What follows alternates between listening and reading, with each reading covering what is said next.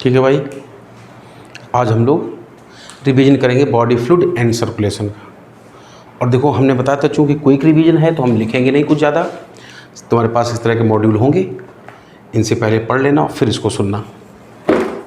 तो हेडिंग है body fluids and circulation. और हम सबसे पहले बात बताएं तुम्हें कि सर्कुलेशन माने क्या होता है।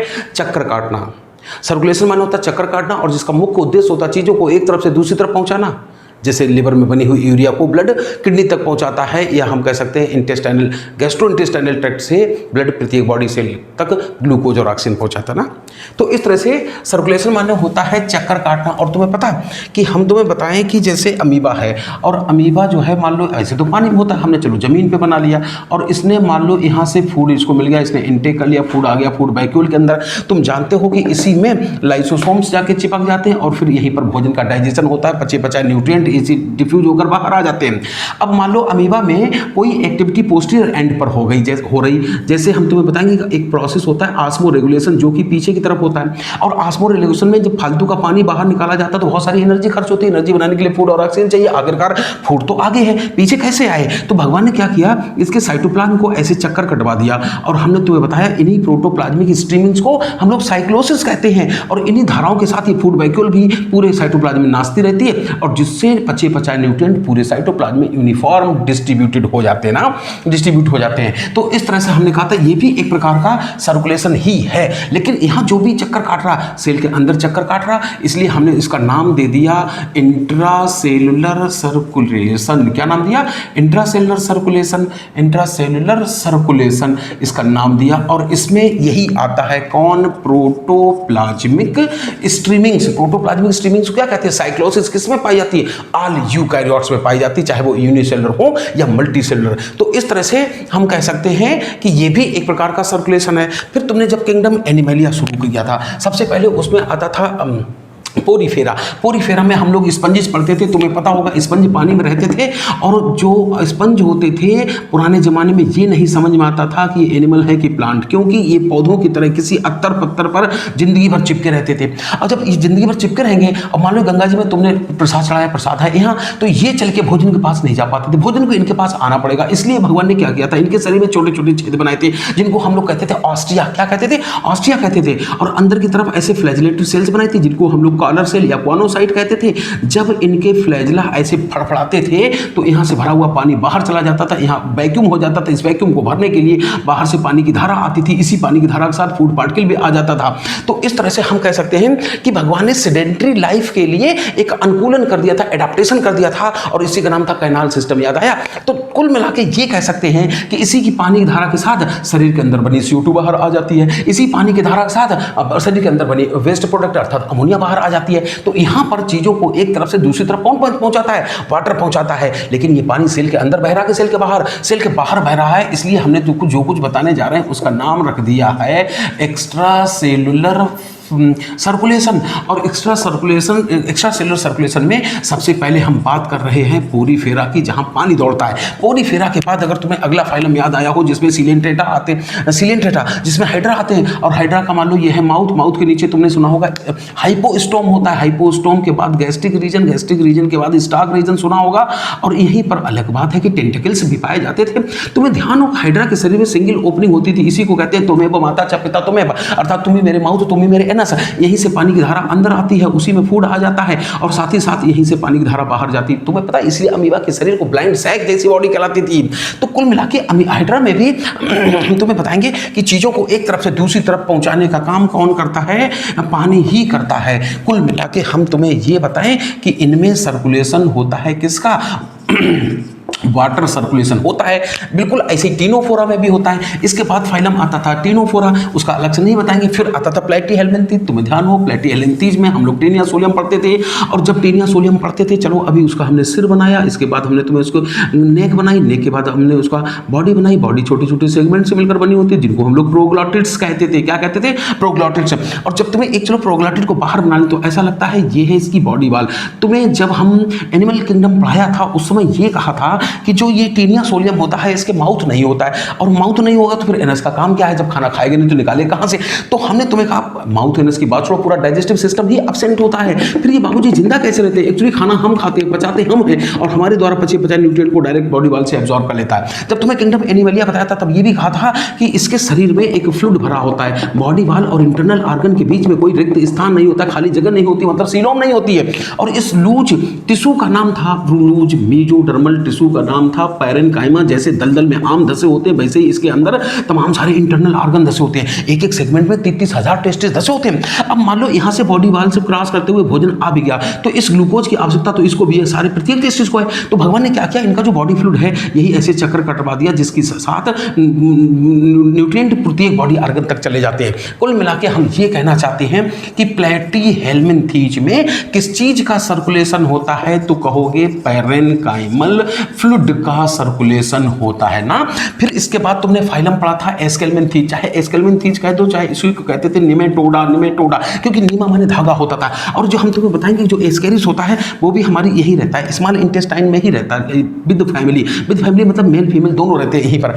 अब हमने तुम्हें जब एस्केरिस पढ़ा के दिखाया था तो चलो हम तुम्हें थ्रेड लाइक बॉडी बना दे रहे हैं, ऐसा लगता है ये है एस्केरिस। अलग बात है, अभी नहीं बताएंगे कि हमने फीमेल एस्केरिस बनाई। और जब एस्केरिस को तुम देखते हो तो तुम्हें बिल्कुल ऐसा लगता है कि ट्यूब विद इन ट्यूब जैसी बॉडी होती है, जैसे ऐसा लगता है एक बड़ी सी ट्यूब के अंदर एक छोटी सी ट्यूब डाल दी जाए, ट्यूब विद इन ट्यूब जैसा इसलिए कहलाता है कि इसके अंदर एक इंटेस्टाइन एलिमेंट्री कैनाल पाई जाती है। चलो ऐसा लगता है, पहले बक्कल चेम्बर बताया, ऐसा लगता है अभी फायरिंग्स बताया, इसका लगता है इंटेस्टाइन बनाने जा रहे हैं, और इसकी इंटेस्टाइन जो होती है स्ट्रेट होती है, इसलिए तो body tube with in tube जैसी दिखाई पड़ती है।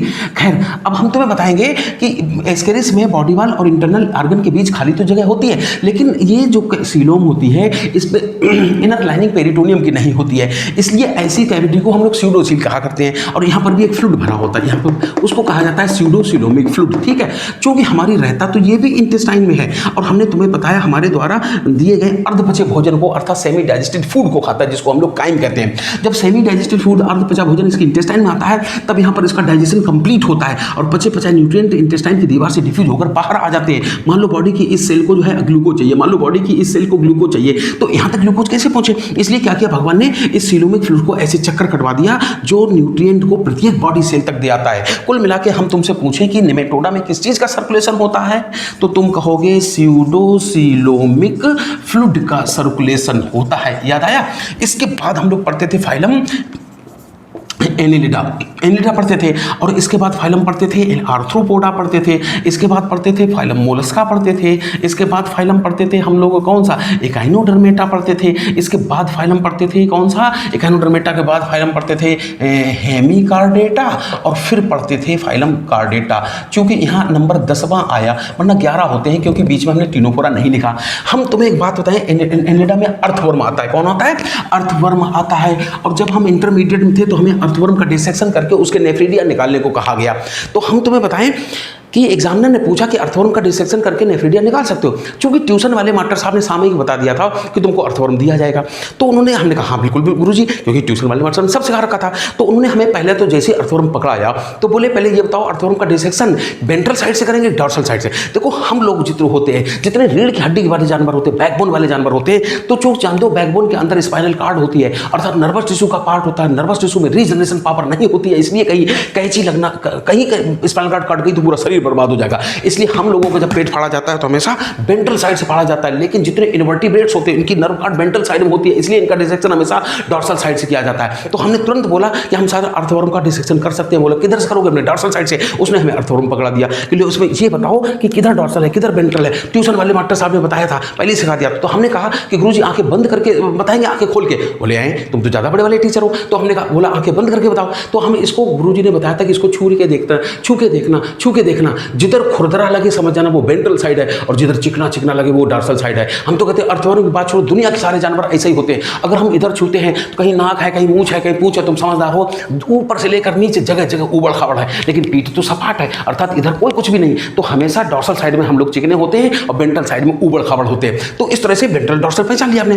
फिर उसने कहा आंखें खोल के पहचानो। ट्यूशन वाले मास्टर साहब ने बताया था कि अर्थवर्म को ऐसे घुमाते रहना, जिधर माउथ से लेकर एनस तक लंबी लंबी काली काली लाइन दिखाई दे समझ जाना यही है डॉर्सल साइड। तो हमने कह दिया सर ये है डॉर्सल साइड। बोला कैसे पहचाना? काली काली लाइन की वजह से। ये क्या है? हमने कहा इसका नाम है dorsal blood vessel. Blood vessel, blood vessel अर्थात खून का पाइप है। तो तुम समझ गए होगे कि यहीं से सबसे पहले ब्लड बना था। और तुम जानते हो एक बार भगवान आशीर्वाद दे दे वापस नहीं लेते हैं। एक राक्षस था, उसने कहा प्रभु न जल में दिन में मैंने रात में, बोले जाता तथास्तु। बोले ना इंसान से मैंने न जानवर से, बोले तथास्तु। तो फिर तुम जानते हो फिर भी चाप दिया गया, बात की बात है। तो हम कहते हैं एक बार भगवान ने ब्लड बना दिया, अंत तक सभी में चीजों को एक तरफ से दूसरी तरफ पहुंचाने का काम फिर ब्लड ही करने लगा। तो यहां से पहली बार एनिलिडा से पहली बार ब्लड सर्कुलेशन स्टार्ट हुआ था ना, अंत तक सभी में होता है। ये अलग बात है कि जब तुम्हें कार्डेटा हम पढ़ाएंगे तब बताएंगे कि स्वयं इसमें 3 सफाइलम होते हैं। एक बताएंगे यूरोकार्डेटा, एक बताएंगे सिफेलोकार्डेटा और एक बताएंगे वर्टिब्रेटा। एक बताएंगे वर्टिब्रेटा। जो रीढ़ की हड्डी वाले जानवर होते हैं उन्हीं को वर्टिब्रेट्स कहते हैं।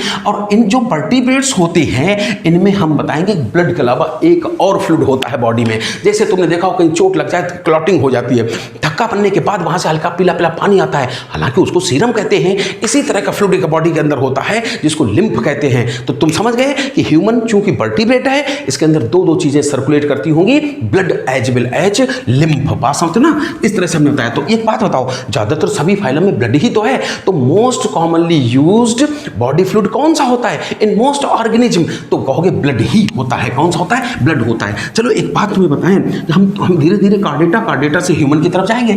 अब हमने तुम्हें बताया था कि ब्लड सर्कुलेशन जो होता है, ब्लड सर्कुलेशन होता मोस्ट एनिमल्स में। तो ये जो ब्लड सर्कुलेशन होता है स्वयं 2 प्रकार का होता है। कौन कौन सा?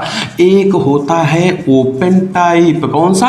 एक होता है ओपन टाइप और एक होता है क्लोज्ड टाइप। क्लोज्ड टाइप होता है, देखो एक एक डायग्राम अगर समझ लें। मान लो ये हमने अर्थवर्म का अभी सिर बना दिया, ठीक है, और इसके बाद ये लगता है ऐसा थोरैक्स बना दिया, ये इसका बना दिया थोरैक्स, 3 सेगमेंट होते हैं। और इसके बाद बना रहे हैं उसका हम एब्डोमेन। क्या बना रहे हैं? एब्डोमेन बना दिए।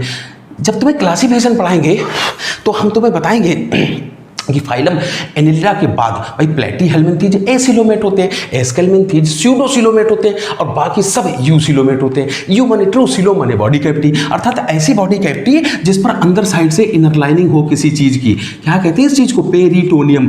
तो फिर ऐसी कैविटी को कहते हैं ट्रूसिलोम। ऐसा लगता है अब सिलोम, ये पेरिटोनियम है तो इसके अंदर की स्पेस को कहते हैं ट्रूसिलोम। मगर हुआ क्या था, काकरोच ऐसा लगता है जैसे काकरोच के अंदर हवा से भरा हुआ गुब्बारा रख दिया, मगर काकरोच का गुब्बारा फूट गया, यहाँ से हवा निकल गई जिससे ये झिल्ली सिकुड़ के पास में आ गई। अर्थात हम तुम्हें बताएंगे कि जो काकरोच होता है उसमें ट्रूसिलोम जो होती है वो यहाँ पर पाई जाती है, मात्र इतने पोर्शन में, अर्थात हाईली रिड्यूस्ड होती है। यहाँ पर जो कैविटी होती है इसमें तो फ्लूइड भरा होता है, इस फ्लूइड का नाम हम हीमोलिम्फ बताएंगे और इस कैविटी को हीमोसील कहा जाएगा। ट्रूसिलोम तो सिर्फ रिप्रोडक्टिव स्ट्रक्चर्स की तरफ रेस्ट्रिक्टेड होती है। खैर अभी हम इसको बिगाड़े दे रहे हैं, ठीक है। अब जो ये हीमोसील है इसमें हमने क्या किया, 2 पार्टीशन लगा दिए। चलो यहाँ कागज से बना दें ऐसे, एक यहाँ पर एक पार्टीशन कर दिया ये, और ये पार्टीशन परफोरेटेड होता है, इसमें ऐसे पोर्स होते हैं, छिद्र होते हैं, ठीक है, ऊपर ऐसे बना दिया। जब हम डायग्राम बनाएंगे तो तुम्हें सामने से लाइन दिखाई देगी, सच्चाई में ये पूरा पर्दा है। एक पर्दा यहाँ लगा देंगे, लाइन दिखाई देगी लेकिन सच्चाई में है पूरा पर्दा। चलो हमने ऐसा लगता है ये बना दिया ऊपर वाला कागज अर्थात डॉर्सल डायफ्राम, ये बना दिया नीचे वाला कागज अर्थात वेंट्रल डायफ्राम, और जिसकी वजह से पूरी हीमोसील 3 चेंबर में बदल गई। ऊपर वाला यहाँ पर अभी हृदय बनाएंगे, इसलिए हृदय के चारों तरफ का चेंबर अर्थात पेरिकार्डियल साइनस कहेंगे। यहाँ पर मोस्ट विसरा, मोस्ट इंटरनल ऑर्गन बताएंगे, इसलिए इसको इंटरनल ऑर्गन के चारों तरफ की जगह पेरी विसरल साइनस कहते हैं। और यहाँ पर अभी नर्व कार्ड बनाएंगे, इसलिए इसको पेरी न्यूरल साइनस कहते हैं ना। भगवान ने क्या किया, इस पेरिकार्डियल साइनस में ही काकरोच में क्या किया, एक खून का पाइप बना दिया, ऐसे बना दिया खून का पाइप, मिले ब्लड वेसल बना दी। अब तुमने देखा होगा कभी बार हम गुब्बारा होता है जिसमें हवा भरते हैं वो फूल के लौकी जैसा हो जाता ना, ऐसे गुब्बारा होता है और उसमें हवा भर दो तो ऐसे लौकी जैसा हो जाता है। फिर सोचो इस गुब्बारे को जगह जगह पर ऐंठ के छोड़ दें तो कहीं फूल जाएगा, कहीं पे चक जाएगा, कहीं फूल जाएगा, कहीं पे चक जाएगा, कहीं फूल जाएगा, कहीं पे। तो इस तरह से भगवान ने क्या किया, इसको ऐंठ दिया तो जिससे ये 13 जगह फूल गया और पिछक गया, तो कुल मिला के बन गया इस तरह से 13 चेम्बर्ड हार्ट। हाँ, 3 चेम्बर थोरेसिक रीजन में होते हैं और 10 चेम्बर जो होते हैं एब्डोमिनल रीजन में होते हैं, ठीक है ना। खैर ये सब ऐसे बात बता रहे थे हम, और गिन के नहीं बताया, ऐसे ही बना दिया हमने। अब हम तुम्हें बताएंगे कि काकरोच में क्या होता है। ये जो चेम्बर होते हैं ये जो होते हैं फनल लाइक होते हैं, कीप नुमा होते हैं ऐसे, और प्रत्येक फनल के बेस पर अभी तक खत्म कर दिया इसको, ठीक है। यहाँ पर एक ओपनिंग होती है, एक जोड़ी, जिनको ऑस्टिया कहते हैं। ये छेद बिल्कुल वैसे ही होते हैं जैसे फुटबॉल या वॉलीबॉल में देखा है, वहाँ से हवा अंदर तो जा सकती, बाहर नहीं आ सकती, क्योंकि अंदर कोई वाल्व लगा होता होगा। तो कॉकरोच में भी ऐसे ही होता है, जब हृदय ब्लड को पंप करता है तो वो फिर यहाँ आता है, यहाँ आ जाता है, कुछ ब्लड डायरेक्ट पेरीविसरल साइनस में आ जाता है, कुछ ब्लड डायरेक्ट पेरीन्यूरल साइनस में आ जाता है। चूंकि ये डायफ्राम परफोरेटेड होता है तो यहाँ पेरीविसरल साइनस होती है, फिर यहाँ आ जाता है, और यहाँ ऑस्टिया होते हैं, ऑस्टिया से अंदर चले जाते हैं। इस तरह से पूरा सर्कुलेशन चलता रहता है एंटी क्लॉकवाइज ना। तो हम तुम्हें ये बता रहे थे, यही है ओपन टाइप सर्कुलेशन, मतलब when blood pumped by the heart passes through body cavities. तो इस तरह के सर्कुलेशन क्या कहेंगे, ओपन टाइप कहेंगे। क्लोज टाइप की क्या खास बात होती है, चलो इंसान का डायग्राम बना ले। मान लो ये हमारा सिर है और तुम समझते हो गर्दन है, इसके बाद हमने तुम्हें मान लो थोरैक्स बनाया, फिर आगे चल के एब्डोमेन बनाया, फिर डायफ्राम बनाया, यहीं कहीं हमारा हार्ट होता। अब हम तुम्हें बताएंगे कि इसने ब्लड पंप किया और ब्लड ये जो है यहाँ से निकलकर एक पाइपलाइन से होते हुए ऐसे पूरे शरीर में जाएगा, पूरे शरीर में ऐसे ब्लड जाएगा ना, यहाँ से होते हुए। तो हम तुम्हें यही बताएंगे कि हम लोगों में यहाँ ब्लड नहीं भरा होता है, बॉडी कैविटी में ब्लड नहीं भरा होता है। तो इस तरह से कहा जाता है when blood pumped by the heart passes through closed network of blood vessels. तो इस प्रकार के सर्कुलेशन को क्या कहते हैं, क्लोज टाइप का कहते हैं। अच्छा एक बात बताओ, तुम्हारे पास एक बाल्टी पानी है, ऐसी खुली सड़क पे फेंक दो, एक बाल्टी पानी को किसी पाइप में डाल दो, प्रेशर कहाँ जाता होगा, पाइप के अंदर। इसलिए कहा जाता है इसमें जो ब्लड प्रेशर होता है वो हाई रहता है, ब्लड हाई प्रेशर के साथ बहता है, जबकि इसमें ब्लड जो होता है लो प्रेशर के साथ बहता है। और तुमने देखा हो बाथरूम में अगर टोटी खोले, पानी में प्रेशर नहीं है तो बूंद बूंद करके टपकता है, मरगिल्ली सी धार निकलती है। अगर प्रेशर ज़्यादा बड़ी तेज करके निकलता है तो यहाँ ब्लड प्रेशर हाई रहता है, इसलिए कहते हो ब्लड बड़ी तेज बहता है, मतलब ब्लड बड़ी जल्दी से चीजों को एक तरफ से दूसरी तरफ पहुंचा देता है। इसलिए काम करने की दक्षता के अनुसार ये कहलाता है मोर इफिशिएंट होता है। कैसा होता है, मोर इफिशिएंट होता है, और जबकि ये कहलाता है लेस एफिशिएंट होता है। एक बात अच्छा हमें सोच के बताओ कि किसमें ब्लड सर्कुलेशन को ज्यादा प्रिसाइजली, ज्यादा एक्यूरेटली कंट्रोल किया जा सकता है, क्लोज्ड वाले में। क्यों, जैसे मान लो ये कोई खून का पाइप है, ब्लड वेसल है, इसकी हो सकता है एक ब्रांच लिटिल फिंगर को चली गई होगी, एक रिंग फिंगर को चली गई होगी, एक इधर चली गई। अब मान लो अंगूठे का चोट लग गई, एक्सीडेंट हो गया, सर्जरी होनी है, तो होता क्या है, जब सर्जरी की जाती है उससे पहले जो आर्टरी ब्लड लेके आती है, यहाँ क्लिप लगा दी जाती है, चिमटी लगा दी जाती है, तब जाके सर्जरी की जाती है, ताकि इधर ब्लड ना ब्लीडिंग ना होती रहे 3 घंटे। तो हम तुम्हें बताएं इस तरह से। अब मान लो तो कॉकरोच का एक्सीडेंट हो गया, मान लो इसके एंटीना में चोट लग गई, एक सर्जरी होनी है, तो चूंकि यहाँ क्या है पूरा गर्दन में ही फंदा लगाना पड़ेगा ना, क्योंकि इस निश्चित एरिया में ब्लड सर्कुलेशन नहीं रोक सकते। इसलिए हमने तुमसे कहा कि वो ज़्यादा अच्छा माना जाता है, वो मोर एडवांटेजियस होता है, क्योंकि वहाँ ब्लड प्रेशर आसानी से एक पर्टिकुलर एरिया में ब्लड सर्कुलेशन को आसानी से कंट्रोल किया जा सकता है। जितने ओपन टाइप सर्कुलेशन वाले होते हैं, मान लो ये कोई बॉडी सेल है, इसको ग्लूकोज चाहिए, इसको ऑक्सीजन चाहिए, तो भले अलग बात है कॉकरोच में ऐसा नहीं होता है, कॉकरोच का ब्लड ऑक्सीजन ट्रांसपोर्ट नहीं करता, ये बात बताएंगे। तो यहाँ क्या होगा, इसका ब्लड बॉडी सेल्स डायरेक्ट इस ब्लड में से अर्थात हीमोलिम्फ में से ग्लूकोज ले लेंगे। लेकिन हम तुम्हें बताएं अगर हम लोगों में क्या होता है, जैसे मान लो ये है बॉडी सेल्स, तो सेल्स के बीच में जो फ्लूइड भरा होता है उसको एक्स्ट्रा सेलुलर फ्लूइड कहते हैं, या इंटरसेलुलर फ्लूइड कहते हैं, या इंटरस्टिशियल फ्लूइड कहते हैं, या टिश्यू फ्लूइड कहते हैं।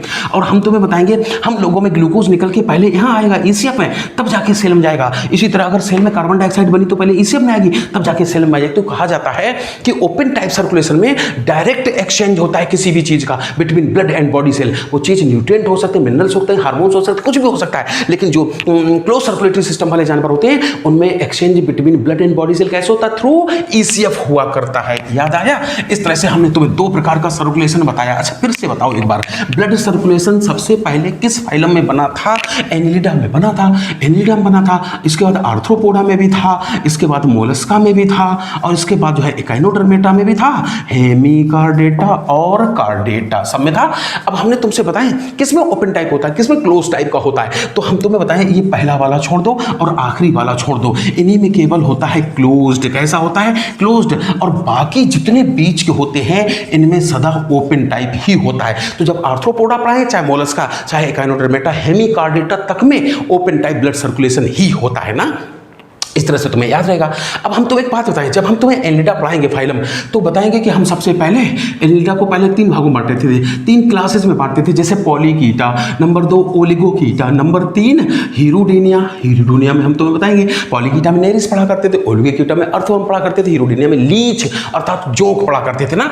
और इसके बाद फाइलम आता है आर्थ्रोपोडा। आर्थ्रोपोडा को ऐसे तमाम भागों में बांटते हैं। खैर, तो हम ये बताया करते हैं क्लासिफिकेशन में कभी कभी ऐसा देखने को मिलता है जो पहले वाला फाइलम है उसके लास्ट वाले ऑर्गेनिज्म और जो नेक्स्ट फाइलम है उसके पहले वाले ऑर्गेनिज्म में कुछ सिमिलरिटी देखने को मिलती है। जैसे हम तुम्हें बताएं कि बॉडी में सेगमेंट अर्थवर्म में भी होते हैं, बॉडी सेगमेंटेड कॉकरोच की भी होती है, लेकिन अर्थवर्म में जब भी पढ़ते हैं हम कहते हैं 100 से 120 सेगमेंट होते हैं। मतलब इनलेट्स में जो नंबर ऑफ सेगमेंट होता है वो वेरिएबल होता है। कॉकरोच जब भी पढ़ते हैं उसमें कहा जाता है बॉडी सेगमेंट 20 होते हैं, मतलब नंबर ऑफ सेगमेंट फिक्स होता है। तो दोनों में बॉडी सेगमेंटेड है। तो हम बताएं, लेकिन जो जोक है, क्योंकि ऐसे तो यहाँ number of body segment variable होना चाहिए था, लेकिन ये जोक जो है इसमें कुछ आर्थ्रोपोडा जैसा होने लगा था, इसमें भी number of body segment fix होने लगा था। लीच के शरीर में मात्र 33 सेगमेंट पाए जाते हैं। दूसरी बात, जब हम तुम्हें अर्थवर्म बताएंगे तो बताएंगे कि अर्थवर्म में ट्रू सीलोम वेल डेवलप्ड होती है। अभी कहा था आर्थ्रोपोड मोलस्क बाकी सब में रिड्यूस्ड होती है, लेकिन हम बताएंगे लीच थी जहां से ट्रू सीलोम रिड्यूस होना शुरू हो गई थी, रिड्यूस होना।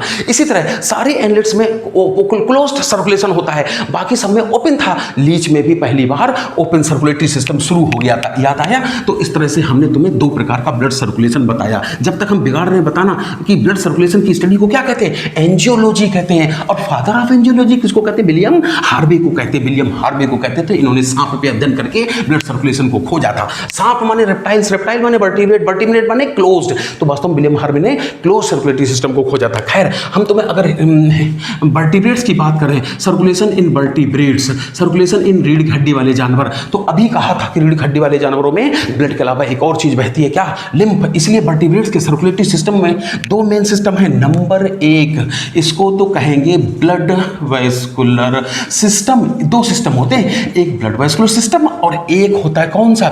Lymphatic system. लिम्फेटिक सिस्टम पता तुम्हें? सिस्टम तंत्र को कहते हैं। तंत्र कई चीजों से मिलकर बना होता है। जैसे कोचिंग एक सिस्टम है, यहाँ वर्कर्स हैं, टीचर्स हैं और कंप्यूटर ऑपरेटर हैं। तो हम तुम्हें बताएंगे कि जो लिम्फेटिक ब्लड वेस्कुलर सिस्टम होता है, इसमें हम तुम्हें तमाम चीजें पढ़ाएंगे। जैसे एक तो हार्ट बनाएंगे। तुमने कभी अपनी कॉलोनी में देखा हो कि कॉलोनी के प्रत्येक घर तक पानी पहुंचाने के लिए एक पाइपलाइन डाली जाती है। ध्यान करो, कॉलोनी में एक पानी की टंकी भी बनाई जाती है और एक ट्यूबवेल अर्थात पंप सेट बनाया जाता है। तो जैसे पंप सेट होता है उसको हार्ट कह दिया, और जो पाइपलाइन बिछाई उसको हमने कह दिया ब्लड वेसल। क्या कह दिया? Blood vessel. और साथ ही साथ इसके अंदर जो पानी बहता है उसी को कह दिया ब्लड। तो तीनों चीजें मिला के, जैसे वहां पर हार्ट है वैसे ही यहाँ पर हम तुम्हें पढ़ाएंगे लिम्फॉइड ऑर्गन्स पढ़ाएंगे। तुमने सुने होंगे तमाम, टॉन्सिल, स्प्लीन, पेयर्स पैचेज, इस तरह से। और वहाँ पर ब्लड वेसल है, खून के पाइप है, यहाँ हम तुम्हें लिम्फ वेसल पढ़ाएंगे। लिम्फ वेसल, उनमें ब्लड बहता है और यहाँ पर हम तुम्हें दिखाया करेंगे उसी से मिलता जुलता कुछ होता है जिसको लिम्फ कहते हैं। ठीक है ना? सारी चीज़ें हम लोग एक एक करके पढ़ेंगे। सबसे पहले आज हार्ट बताने चाहते हैं कि हार्ट किसको कहते हैं। ठीक है ना? हार्ट किसको कहते हैं अभी हम बता रहे हैं फिर तुम्हें। तो ये मान लो हम तुम्हें सबसे पहले बताने जा रहे हैं कि हार्ट किसको कहते हैं। क्यों? एक बात बताओ, सबसे पहले पृथ्वी जीवन कहाँ बना था? पहाड़ पे बना था, हवा में बना था? नहीं नहीं नहीं नहीं, सबसे पहले जब पृथ्वी जीवन पानी में बना था, समुद्री पानी में। और जो भी जीव बने थे वो कैसे थे? यूनिसेलुलर थे। चलो, हमने एक अमीबा को बना लिया। अब हमने तुमसे अभी थोड़ी देर पहले कहा था कि जैसे हमी को तुम यूनिसेलर मान लो और हम गंगा जी के अंदर डुबकी लगाए बैठे हैं। प्यास लगेगी तो लोटा बाल्टी मग्गा थोड़ी ढूंढेंगे, मुंह खोलेंगे, पानी अंदर। अगर हमको लघु शंका लगी, दीर्घ शंका लगी तो हम इसलिए बाथरूम थोड़ी ढूंढेंगे, पानी में अंदर कौन जान रहा हम क्या कर रहे हैं। अर्थात अमीबा यूनिसेलर था और पानी के अंदर डूबा हुआ था, तो डायरेक्ट यहाँ से फूड ले लेता था, डायरेक्ट यहाँ से ऑक्सीजन ले लेता था, डायरेक्ट यहाँ से कार्बन डाइऑक्साइड छोड़ देता था, डायरेक्ट यहाँ से गंदी चीज अर्थात अमोनिया छोड़ देता था ना। लेकिन सोचो, जैसे जैसे समय व्यतीत होता चला गया, एवोल्यूशन हुआ, जैव विकास, जीवों का विकास हुआ, यानी कि जीवन यूनिसेलर के बजाय मल्टी सेलुलर होना शुरू कर दिया और हो सकता पानी से निकलकर जमीन पे आना शुरू कर दिया। ऐसे सोचो जैसे 1000 साल बाद हमारे तमाम सारे बच्चे पैदा हो गए, उन्होंने कहा पापा पापा हम तो जमीन पे रहेंगे और कानपुर नाम का शहर बसाएंगे। तो मान लो चलो ये है एक मेरे किसी बच्चे का मकान, और हमने तुमसे कहा ये माला हमारी दूसरी बहू का मकान। अरे भाई लड़के आए तो लड़कियां मतलब बहू भी तो आएगी, और ये मान लो हमारे किसी अगली बहू का मकान। हम पूरा बिल्कुल नरक फैला दिए, तमाम सारे हमारे बच्चे पैदा हो गए। और हमने तुमसे कहा था अब हम क्या करेंगे, प्रत्येक बच्चे के घर तक पानी पहुंचाने की कोशिश करेंगे। तो हो सकता है यहाँ पर हमें एक पाइपलाइन डालनी पड़े, और पाइपलाइन डालते समय ऐसा ध्यान रखेंगे कि लगभग लगभग सबके दरवाजे से गुजरे। ऐसा ही होता है किसी कॉलोनी में ना।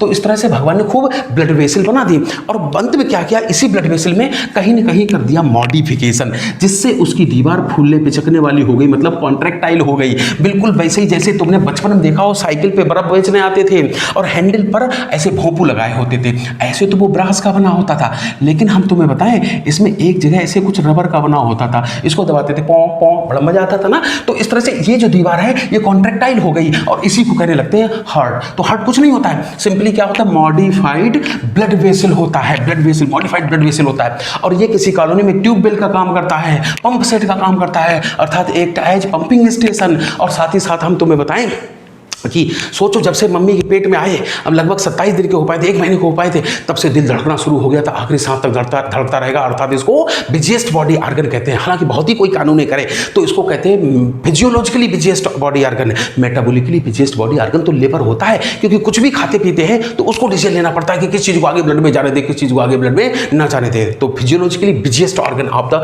बॉडी कहलाता है हार्ट, पता ना।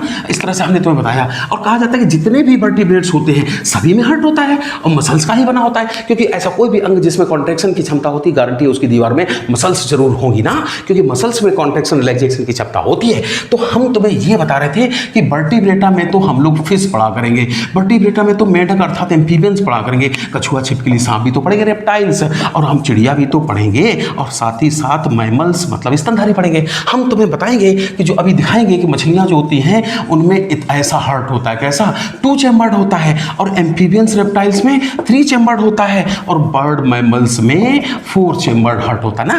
तुम्हें पता जब हम एवोल्यूशन पढ़ाएंगे तब तुम्हें बताएंगे कि एक फिश थी जिसका नाम था लंग फिश। लंग फिश का नाम बताता है कि गिल्स के अलावा हमारे फेफड़े भी बन गए, और फेफड़े जो है जमीन पे सांस लेने में मदद करते हैं। तो मतलब ये लंग फिश इस बात का सबूत है कि एवोल्यूशन के दौरान फिश से ही एम्फीबियंस बने थे। हम तुम्हें बताएंगे एम्फीबियंस से ही रेप्टाइल्स बने थे। हम तुम्हें बताएंगे रेप्टाइल्स से ही फ्लाइंग रेप्टाइल्स से ही बर्ड्स बने थे। लेकिन मजे की बात है इन्हीं बर्ड्स से मैमल्स नहीं बने थे, हम लोग भी डायरेक्ट इन्हीं से बने थे, रेप्टाइल्स से ना। तो हम तुम्हें बताएंगे इसलिए रेप्टाइल से बने थे। अब तुम्हें पता इसीलिए हम बताएंगे कि कुछ ऐसे जानवर होते हैं जिनमें कनेक्टिंग लिंक जैसा बिहेव करते हैं, दोनों के लक्षण होते हैं। जैसे सभी पता आज की दुनिया के लार्जेस्ट लिविंग रेप्टाइल्स किस कौन है, क्रोकोडाइल। लार्जेस्ट रेप्टाइल तो डायनासोर होते हैं, वो तो इस दुनिया में पाए ही नहीं जाते, विलुप्त हो गए। लार्जेस्ट लिविंग रेप्टाइल्स होते हैं, मोस्ट डेवलप्ड रेप्टाइल्स होते हैं, वो क्रोकोडाइल कहलाते हैं। तो जो क्रोकोडाइल होते हैं उनमें बहुत से लक्षण हमारी तरह आ गए, जैसे थोरैक्स और एब्डोमेन के बीच डायफ्राम होना सिर्फ मैमल्स का लक्षण होता है और किसी में नहीं पाया जाता है, मगर क्रोकोडाइल्स के भी होता है। सारे जानवरों के दांत हड्डी में जुड़े होते हैं, एक्रोडोंट कंडीशन होती है। हम लोगों के हड्डी के गड्ढे में धसे होते हैं, पकड़ उखाड़ भी सकते हैं, उस गड्ढे को थीका कहते हैं, इसलिए कंडीशन को थीकोडोंट कहते हैं। क्रोकोडाइल में भी थीकोडोंट कंडीशन होती है। और इसी तरह सारे रेप्टाइल्स में 3 चैम्बर्ड हार्ट होता था, मगर मैमल्स की तरह हमारी तरह इनमें भी 4 चैम्बर्ड हार्ट होना शुरू हो गया था ना। तो कौन अपवाद है, कौन एक्सेप्शन है, क्रोकोडाइल जो होते हैं ये अपवाद होते हैं, इनमें भी 4 चैम्बर्ड हार्ट ही होता है, ठीक है ना। चलो हम तुम्हें एक बात बताएं कि हार्ट ने ब्लड पंप किया, आखिरकार गया कहां से, इसी के आधार पर हम तुम्हें बताने जा रहे कार्डियक सर्किट्स कि आखिरकार ब्लड गया कहां से। 2 प्रकार के सर्किट पढ़ाएंगे, एक नाम होगा सिंगल सर्किट और एक नाम बताएंगे डबल सर्किट। डबल सर्किट बताएंगे। अब हम तुम्हें बोले कि चलो अच्छा ये है, मान लो मछली है, ये हमने ऐसे मछली के बॉडी सेल्स बना ली थोड़ी देर के लिए, ठीक है। और ऐसा लगता है इधर से बिठूर साइड से गंगा जी आई, गंगा जी जब किसी शहर में प्रवेश करती है तो पानी साफ होता है, और फिर क्या होगा, शहर से गुजरेंगी तो शहर वाले लोग क्या करते हैं, इस गंगा जी में से अच्छी अच्छी चीजें ले लेते हैं, गंदी गंदी चीजें छोड़ देते हैं। अर्थात बॉडी सेल्स इसमें से ऑक्सीजन ले लेंगी और गंदी गैस मतलब कार्बन डाइऑक्साइड छोड़ देती है। जो CO2 रिच ब्लड होता है ब्लूइश रेड होता है, इसलिए हमेशा नीले पेन से बनाया जाता है, ठीक ना। अब ये शुद्ध होने जाएगा। पता तुम मछलियां कहां से सांस लेती हैं, गिल्स से, तो ये ब्लड जाएगा गिल्स में, गलफड़े में, और गिल्स से जब ये ब्लड गुजरेगा तो हम तुम्हें बताएं कि क्या होगा, यहां से गंदी गैस बाहर निकाल ली जाएगी, अच्छी गैस इसमें मिला दी जाएगी, ब्लड हो जाएगा bright red, bright red blood फिर से भेज दिया जाएगा बॉडी में पंप होने के लिए ना। तो इस तरह की कहानी होती है मछलियों में। ये तो हो गई बॉडी।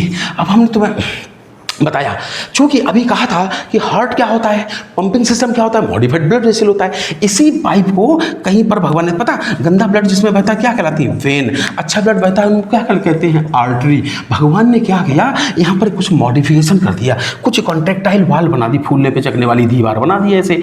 तो यही हो गया मछली का हार्ट। अब इसमें एक एट्रियम होता है, एक वेंट्रिकल होता है, ये बाद में बताएंगे अभी थोड़ी देर। तो इस तरह से कहानी होती है। अब सोचो सिंगल सर्किट देखने में लगता लगता है एक सर्किट है, या ऐसे कह दो किसी एक जगह से चलने शुरू करो और देखिए भाई जब यही तरफ लौट के वापस आएंगे तब तो एक सर्किट पूरा होगा।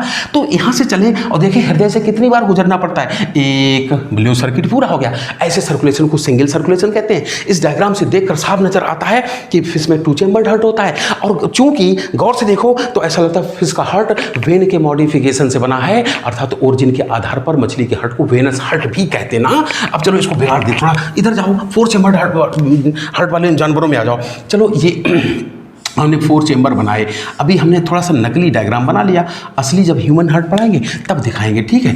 ये मान लो हमने ऐसे बना लिया अभी डायग्राम, और हम तो अभी एट्रिया वेंट्रिकल बाद में समझाएंगे, ऊपर वाले एट्रिया होते हैं, नीचे वाले वेंट्रिकल्स होते हैं। अभी लेफ्ट राइट का भी तरीका थोड़ी देर में बताएंगे। ये है लेफ्ट एट्रियम, ये है लेफ्ट वेंट्रिकल, इधर की चीज़ें राइट हैं, अर्थात ये राइट एट्रियम कहलाएगा, ये राइट वेंट्रिकल कहलाएगा। अब मान लो हम लोगों में यहाँ से ब्लड बाहर निकला, पंप किया गया, और ये ग्लूकोज ऑक्सीजन देने जाएगा पूरे शरीर को।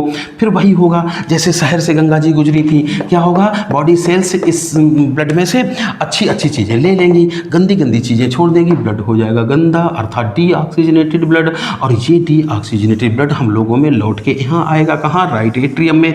राइट एट्रियम में आने के बाद हम तुम्हें बताएंगे कि राइट वेंट्रिकल में आएगा, राइट वेंट्रिकल से ये पंप किया जाएगा, कहाँ, हम लोग कहाँ से सांस लेते हैं, लंग्स से सांस लेते हैं। देखो ये इसके नीचे से बनाना चाहिए, क्योंकि डायग्राम के ऊपर डायग्राम नहीं बनाना चाहते, ठीक ना। तो ये लंग्स को जाएगा, पल्मोन को जाएगा, जैसे जैसे ये लंग्स में गुजरेगा, लंग्स से गंदी गैस बाहर निकल आएगी, अच्छी गैस मिला दी जाएगी, और फिर हमने कहा ब्लड रेड हो जाएगा, और ये अच्छा ब्लड लौट के हम लोगों में यहीं आ जाएगा, कहाँ आएगा, लेफ्ट एट्रियम में, और लेफ्ट एट्रियम से फिर लेफ्ट वेंट्रिकल, फिर ऐसे पंप कर दिया जाएगा। चूँकि ये जगह अंदर ही लिखे जा रहे हैं, ये है लंग और ये है पूरा शरीर, बॉडी है मान लो। तो तुम्हें साफ देखो कि यहाँ से तक एक सर्किट, यहाँ से यहाँ तक दूसरा सर्किट होता है, क्योंकि हार्ट का काम होता है ब्लड पंप करना। तो जहाँ से पंपिंग शुरू हो वहाँ से शुरुआत करते हैं, जहाँ खत्म हो। ऐसा लगता है, हमने कहा था राइट वेंट्रिकल से शुरू होकर और लेफ्ट एट्रियम तक ये जो सर्किट है, पल्मोन माने लंग होता है, इसलिए इसको तो कह दिया जाता है पल्मोनरी सर्किट। और ये सारे बॉडी सिस्टम्स यहाँ पर है, इसलिए इसका नाम होता है सिस्टेमिक सर्किट। क्या नाम होता है, लेफ्ट वेंट्रिकल से शुरू होकर राइट एट्रिया तक ये सिस्टेमिक सर्किट होता है। इस तरह से हम लोगों में डबल सर्कुलेशन पाया जाता है। और गौर से देखो एक बात, हम लोगों में ऐसा लगता है लेफ्ट साइड में अच्छा ब्लड होता है, ऑक्सीजनेटेड ब्लड होता है, राइट साइड में गंदा ब्लड होता है, दोनों ब्लड मिक्स नहीं होते, इसलिए 4 चैम्बर्ड हार्ट वालों में कंप्लीट डबल सर्कुलेशन कहलाता है। क्या कहलाता है, कंप्लीट डबल सर्कुलेशन कहलाता है। एक और गौर से देखो, ऐसा लगता है कि हमारा हार्ट, ऐसा लगता है जैसे ये नीले रंग से हमने वेन बना दी, ऐसा लगता है ये लाल रंग से हमने आर्टरी बना दी, और भगवान ने इसी जगह पर मॉडिफिकेशन कर दिया, जिससे आधा लाल दिख रहा है और आधा नीला दिख रहा है। हम ओरिजिन के आधार पर हम अपने हार्ट को आर्टीरियोवेनस हार्ट कहते हैं। क्या कहते हैं, आर्टीरियोवेनस हार्ट भी कहते हैं। तो ये कहानी होती है 4 चैम्बर्ड वालों में। जो 3 चैम्बर्ड हार्ट वाले जानवर होते हैं उनमें क्या है, 2 वेंट्रिकल के बीच की ये दीवार नहीं बन पाती है, मतलब इंटरवेंट्रिकुलर सेप्टम नहीं बन पाता। ये नतीजा, सर्किट तो 2 होते हैं, लेकिन इधर से जो लाल ब्लड आता है पूरे में फैल जाता है, इधर से जो नीला ब्लड होता है पूरे में फैल जाता है। तो डबल सर्किट होने के बावजूद भी दोनों ब्लड अलग नहीं हो पाते। ऐसे डबल सर्कुलेशन को इनकम्प्लीट डबल सर्कुलेशन कहते हैं। क्या कहते हैं, इनकम्प्लीट डबल सर्कुलेशन किस में होगा, तो तुम जानते हो एम्फीबियंस और रेप्टाइल्स में होगा। क्रोकोडाइल में कैसा होगा, कंप्लीट 4 चैम्बर्ड हार्ट पाई जाती है क्रोकोडाइल में, तो इसलिए कंप्लीट होगा।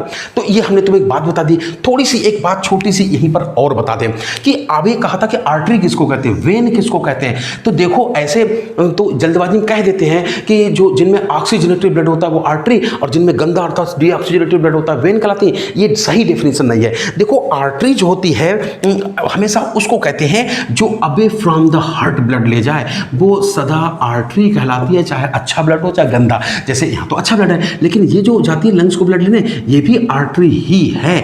अब ये अलग बात है कि पल्मोन को जाती है तो पूरा नाम पल्मोनरी आर्टरी हो गया। तो अवे फ्रॉम द हार्ट ले जाने, ब्लड ले जाने वाली को हमेशा आर्टरी कहते हैं। टुवर्ड हार्ट ब्लड लाने वाली को हमेशा वेन कहते हैं। क्या कहते हैं, वेन कहते हैं। ये भी जैसे पूरा शरीर का ब्लड यहाँ ला रही है तो इसको भी वेन ही कहेंगे। ये अलग बात है कि पल्मोन से ला रही है तो इसका पूरा नाम हो गया पल्मोनरी वेन। बस यही 2 एक्सेप्शन होती हैं, पल्मोनरी आर्टरी और पल्मोनरी वेन, जहाँ उल्टा होता है। शरीर की सभी में अच्छा ब्लड होता है लेकिन वेन में गंदा ब्लड होता है। और pulmonary artery pulmonary vein exception होती हैं, ठीक है ना, क्योंकि हम लोग लंग्स से सांस लेते हैं, इसलिए जो ब्लड आता है वो ऑक्सीजन रिच होता है। हाँ, मेढक में पूछते, फ्रॉग में पूछते तो वो स्किन से सांस लेता है, तो इसलिए उसमें कह सकते हो पल्मोनरी क्यूटेनियस वेन अपवाद हो जाएगी। जैसे मछलियां गिल्स से सांस लेती हैं तो उसमें कह सकते हो ब्रेंकियल वेन अपवाद हो जाएगी, उसमें अच्छा ब्लड हुआ करेगा ना। इस तरह से तुम हमें एक बात बताओ, एक बार सवाल पूछा गया था कि किसको कहते हैं डिस्ट्रीब्यूटिंग ब्लड वेसल, तो ये आर्टरी है जो कहती है लो मोहल्ले वाले ब्लड, लो मोहल्ले वाले ब्लड, लो किडनी ब्लड, लो लिवर ब्लड, अर्थात ब्लड डिस्ट्रीब्यूशन का काम करती है आर्टरी। और जो वेन होती है वो कहेंगे किडनी लाओ हमें ब्लड दे दो, लिवर लाओ हमें ब्लड दे दो। कलेक्टिंग ब्लड वेसल कहलाती है, कौन सी? वेन कहलाती है कलेक्टिंग ब्लड वेसल। बात समझते ना। इस तरह से हमने तुम्हें अभी थोड़ा सा इंट्रोडक्शन दिया। अब हम लोग डिटेल में पढ़ेंगे ह्यूमन हार्ट के बारे में। किसके बारे में पढ़ेंगे? ह्यूमन हार्ट के बारे में पढ़ेंगे, ठीक है ना। अब वास्तव में ह्यूमन का सर्कुलेटरी सिस्टम शुरू होगा, तो थोड़ा सा बिगाड़ दे। और हमने तुमसे कहा था कि इसको हम शुरू करें इससे पहले थोड़ा सा पानी पी लें, ठीक।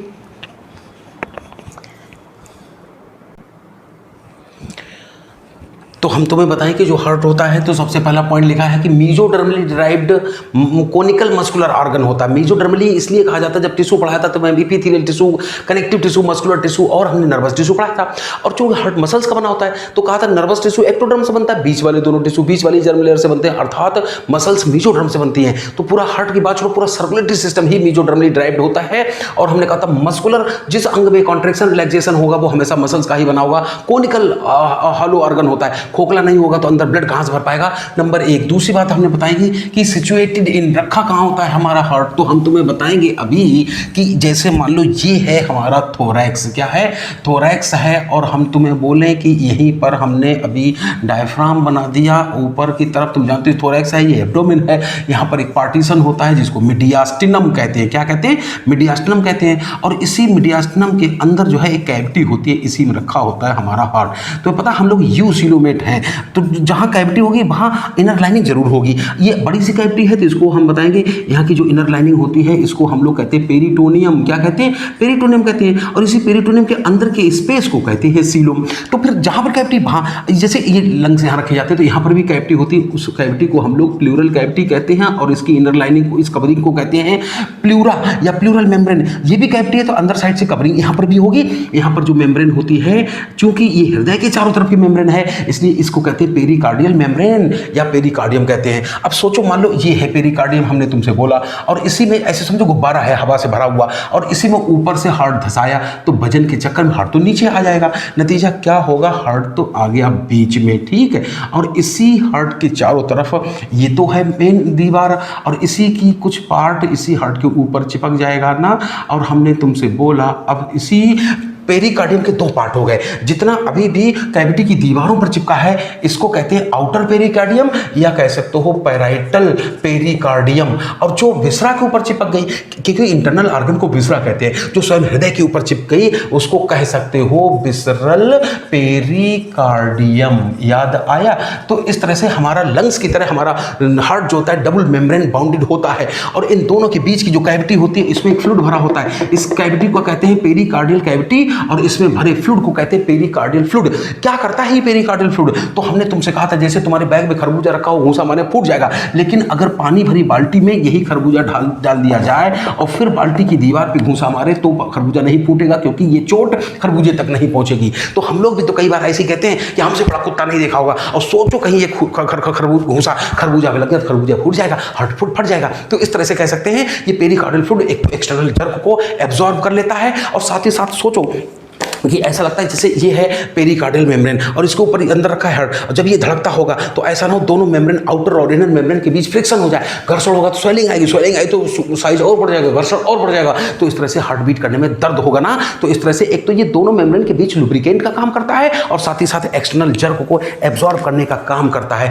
इस तरह से हमारा हार्ट होता है पेरिकार्डियल कैविटी के अंदर। साथ ही साथ हम तुम्हें बताएं, अगर ये कोनिकल मस्कुलर ऑर्गन होता है और कहते थोड़ा सा लेफ्ट साइड को टिल्टेड होता है, लेफ्ट साइड को थोड़ा सा झुका हुआ रहता है या ऐसे, तभी तुमने देखा होगा जयमाला के साथ बाद हमेशा लड़की को लेफ्ट साइड बैठाला जाता है, क्योंकि दूल्हे का दिल कुलांच से मारने लगता है, कहीं सीना फाड़ के बाहर निकल आए तो कम से कम दुल्हन की गोद में पड़ गई, इधर उधर गिर गया तो चप्पल याद जाओगे। इसलिए हमने तुमसे कहा था कि हमारा हार्ट किधर होता है? लेफ्ट साइड, तभी तो कहते हैं ऑल इज वेल, इधर थोड़ी कहते हैं ऑल इज वेल। तो हमने तुमसे ये बात बताई। अब हम तुम्हें काट के बाहर निकाल के दिखाएं तो ऐसा लगता है कि हमारा हार्ट में हम तुम्हें बताएंगे कि अपर स्मॉलर चेंबर को एट्रिया कहते हैं, लोअर लार्जर चेंबर को हम लोग कहते हैं वेंट्रिकल। वेंट्रिकल कहते कहते हैं। अब यहाँ पर एक एट्रिया है कि दो है, तो जैसे कई बार तुमने देखा हो लड़कियां बीच से खून भरी मांग निकालती है, उससे पता चल जाता है आधी खोपड़ी इधर है, आधी खोपड़ी इधर है, वैसे यहाँ पर दो इनके बीच में खांच होती है। इंटर माने इन बिटवीन टू, दो एट्रिया के बीच की इस खांच को इंटर एट्रियल सल्कस कहते हैं। क्या कहते हैं? इंटर एट्रियल सल्कस कहते हैं, सल्कस कहते हैं, इंटर एट्रियल सल्कस कहते हैं। और इसे वेंट्रिकल भी दो होते हैं, यहाँ पर भी एक खांच पाई जाती है, इसको कहते हैं इंटरवेंट्रिकुलर सल्कस ना, और ये थी इंटर एट्रियल सल्कस। लेकिन हम तुम्हें बताएं, ये है एट्रिया, ये है वेंट्रिकल, इनके बीच में भी एक खांच पाई जाती है, इसको कहते हैं कोरोनरी सल्कस। क्या कहते हैं? Coronary sulcus. कार शब्द हृदय के लिए होता है, कार्डिया शब्द भी हृदय के लिए होता है। इस तरह से upper smaller chamber atria, lower largest chamber जो होते हैं वेंट्रिकल्स कहलाते हैं। 4 चेंबर हार्ट होता है। पूरे अगर हार्ट को हम एक बक्से में बंद करके दिखाएं तो लगता है कि ये बक्से में बंद करके दिखाएं तो तुम्हें समझ में आएगा कि हमारा हार्ट जो होता है ऐसा दिखता है। कैसा? कोन लाइक होता है। कैसा होता है? कोन लाइक होता है। और लगता है कि इस कोन का जो अपेक्स होती है वो वेंट्रिकल से बनी होती है, और जो बेस होता है वो किससे बना होता है? एट्रिया से बना होता है ना। इस तरह से हमने तुम्हें हार्ट बताया। और थोड़ा सा इसका वजन के बारे में बता दें, इसे जरूरत नहीं होती है। तो हमारे हार्ट का वजन होता है पौवा भर, पौवा भर मैंने 250 ग्राम होता है। रेंज होती है 240 ग्राम से लेकर 280 ग्राम तक का जो होता है, या फिर 280 से लेकर 340 ग्राम तक का होता है। अच्छा सोच के बताओ, बड़ा दिल किसका होता होगा? लड़का का, लड़कों का, लड़कियों का? तुम जानते हो लड़के बड़े दिल वाले होते हैं, उनसे को भाई साहब मोटरसाइकिल देना, अभी आ रहे हैं, अरे लोग चाबी क्या बात कर दी, तो ले जाना हाजिर है। तो हम जानते हैं ये बड़ी वाली रेंज जो होती है मेल की होती है। लड़कियों को थोड़ी स्कूटी की चाबी देना, अभी आ रहे हैं, जब देखो तुम स्कूटी मांगते रहे, तो अभी 10 रुपए पेट्रोल डलाया था। तो मतलब लड़कियों को ऐसे लोग जाने निकल जाती, बिल्कुल कलेजा नहीं है। तो इसलिए हमने कहा था छोटी वाली रेंज किसकी होती है? इसकी होती है। लेकिन एवरेज बात करें तो तुम समझ जाना कि लगभग 250 ग्राम का होता है। ठीक है ना। चलो हम तुम्हें हार्ट काट के दिखाते हैं अंदर से कैसा दिखता है। हम तुमसे इतनी बार बता चुके हैं कि शरीर का अगर कोई ठोस अंग समझना है तो पका तरबूज काट के देख लो, खोखला अंग समझना है पका पपीता काट के देख लो। क्या काट के देख लो? पका पपीता काट के देख लो, बिल्कुल साक्षात हार्ट या यूट्रस के दर्शन होंगे। जैसे पपीता काटते हैं तो हम तुम्हें बताएंगे कि पपीते में बीच में सबसे मोटी जो लेयर होती है वो गूदेदार होती है ना। तो ऐसे ही है पपीते में भी, हम तुम्हें बताएंगे कि बीच में तो गूदेदार लेयर होती है। और अभी बता रहे हैं। तो फिर इस तरह से होता है हमारा हार्ट। ठीक है ना, ऐसा होता है। तो ऐसा लगता है अभी हमने पपीते की गूदे वाली लेयर बनाई, और इस बीच वाली लेयर को कहते हैं, ऐसे पूरे होगा हमने थोड़े बना के रख दी, इसको कहते हैं बीच वाली लेयर अर्थात मायोकार्डियम। मायोलॉजी माने स्टडी ऑफ मसल्स होता है, तो इसका मतलब है ये मसल्स की बनी होती है। जब मूवमेंट एंड लोकोमोशन चैप्टर पढ़ाएंगे तब बताएंगे मसल्स 3 प्रकार की होती हैं जो हड्डियों से जुड़ी होती है। स्केलेटल मसल्स कहते हैं, किसी बिस्रा की दीवार में पाई जाती है उनको स्मूथ मसल्स कहते हैं, और स्वयं कार्डिया की दीवार में पाई जाती है उनको कार्डियक मसल्स कहते हैं। जो ये स्केलेटल मसल्स होती हैं ये स्ट्रेटेड होती है, धारीदार, और बड़ी तेज काम कर सकती है, लेकिन जल्दी थक भी जाती हैं। जो कभी मम्मी के पेट में कान लगाना, गुड़गुड़ गुड़गुड़ की आवाज़ नहीं देखी, घड़ी की देखना तो मुश्किल से 2 या 3 बार। अर्थात जो स्मूथ मसल्स होती हैं स्लो काम वर्क करती हैं, इसलिए जल्दी थकती नहीं। मगर पता तुम्हें हार्ट की कार्डियक मसल्स की बड़ी खास बात होती है, ये बहुत तेज काम कर सकती हैं। जैसे दिल 172 बार धड़कता है 1 मिनट में, न्यू बॉर्न का तो 140 बार धड़कता है 1 मिनट में। और फिर भी कभी तुमने नहीं सुना होगा पड़ोसी के लड़के का दिल थक गया और मर गया, बंद हो गया। तो इस तरह से इनकी बड़ी खास बात होती है, क्विक कॉन्ट्रैक्शन के बावजूद जीवन में कभी थकती नहीं। इसलिए कहा जाता है कि उन मसल्स का नाम बताओ जो इम्यून टू फैटीगनेस होती हैं, जो जिनमें थकान के प्रति प्रतिरोधक क्षमता होती है, वो कार्डियक मसल्स ही होती है। ठीक है ना। इसी तरह जैसे तो ये हो गया, तुमने कभी पपीता देखा हो उसके ऊपर छिलका होता है, तो छिलका होता है पपीते के ऊपर, वैसे ही यहाँ पर भी एक लेयर होती है और इसका नाम होता है एपिकार्डियम। क्या नाम होता है? एपिकार्डियम। ये कोई नई लेयर नहीं है। जैसे अभी पैराइटल पेरिकार्डियम बताई थी, विसरल पेरिकार्डियम बताई थी, ये विसरल पेरिकार्डियम ही है, बस देखने का नजरिया बदल गया। जैसे तुम देखोगे तो कहोगे गुरुजी आ गए, हमारा बेटा देखेगा कहेगा पापा देखे, और पत्नी देखेंगे पता नहीं कहां से आ गए, मतलब अपनी अपनी नजरिया है। तो हम तुम्हें कहें ये विसरल पेरिकार्डियम ही है। जैसे तुमने पपीता देखा हो अंदर जाली होती है जिस पर काले काले बीज लगे होते हैं, वैसे ही यहाँ पर भी एक लेयर होती है, और ये थिन मेम्ब्रेनस होती है मगर हाईली वैस्कुलर होती है, और इस लेयर का नाम है अंदरूनी लेयर अर्थात एंडोकार्डियम। क्या नाम होता है? एंडोकार्डियम। इस तरह से हार्ट में 3 लेयर होती है। तीनों सबसे मोटी कौन सी होगी? मायोकार्डियम ही होगी। पपीते का गूदा ही सबसे मेन होता है। अब हम तुम्हें बताएं, पूरे पेंटिकल की दीवार को गौर से देखो, पूरे एट्रिया की दीवार को देखो, हर जगह चिकनी चिकनी है लेयर, हर जगह इस दीवार स्मूथ है कि स्मूथ है ऐसे। अब हम तुम्हें बताएंगे, लेकिन वेंट्रिकल की दीवार में ये खूंटी निकल आई, ये खूंटी निकल आई, ये खूंटी निकल आई, और ये जो प्रोजेक्शंस निकलते हैं हैं इनको कहते हैं कॉलमनी कॉर्नी। क्या कहते हैं? कॉलमनी कॉर्नी कहते हैं, क्योंकि कॉलम माने स्तंभ खंबा होता है और कॉर शब्द हृदय के लिए होता है। पक्का? हम तुम्हें बताएं, जब ये चूंकि ये एट्रिया है, जैसे अभी कहा था तुम्हें हार्ट दिखाया था, तो हमने ये बताया था कि जैसे मान लो बिना काटे तुम्हें बाहर से अगर हम तुम्हें ऐसे हार्ट दिखाएं तो बाहर से दो चेंबर के बीच में जहां खांच दिखाई पड़ती है, जिसको इंटर एट्रियल सल्कस या इंटरवेंट्रिकुलर सल्कस कहा था, जब काट के अंदर दिखाएंगे तो वहीं पर दीवार दिखा करेगी, चीज वही है, बस शब्द बदल जाएगा। यहाँ सेप्टम बोला करेंगे, इंटर एट्रियल सेप्टम, और दो वेंट्रिकल के बीच है इसलिए इंटर वेंट्रिकुलर सेप्टम कहते हैं इसको ना। अच्छा, एक बात बताएं तुम्हें, अभी तो बताएंगे। और भगवान ने क्या किया, ये एट्रिया जो है वेंट्रिकल के ऊपर ऐसे डायरेक्ट नहीं रख दिए, बल्कि इनके बीच में फाइब्रस पार्टीशन बना दिया। फाइबर कोलेजन हो सकते हैं, इलास्टिन हो सकते हैं, यहाँ पर एक फाइब्रस पार्टीशन बना दिया एट्रिया और वेंट्रिकल के बीच में, और इसीलिए इस पार्टीशन का नाम है एट्रियो वेंट्रिकुलर सेप्टम। एट्रिया और वेंट्रिकल के बीच की दीवार अर्थात सेप्टा, तो इस ऐसे कह दिया इसको, ठीक ना। अब हम तुम्हें एक बात बताएं, ऐसा होता है। अब सोचो, जब अभी हार्ट बनाया था तो हमने तुमसे ये कहा था कि चलो थोड़ा सा बना ही दे।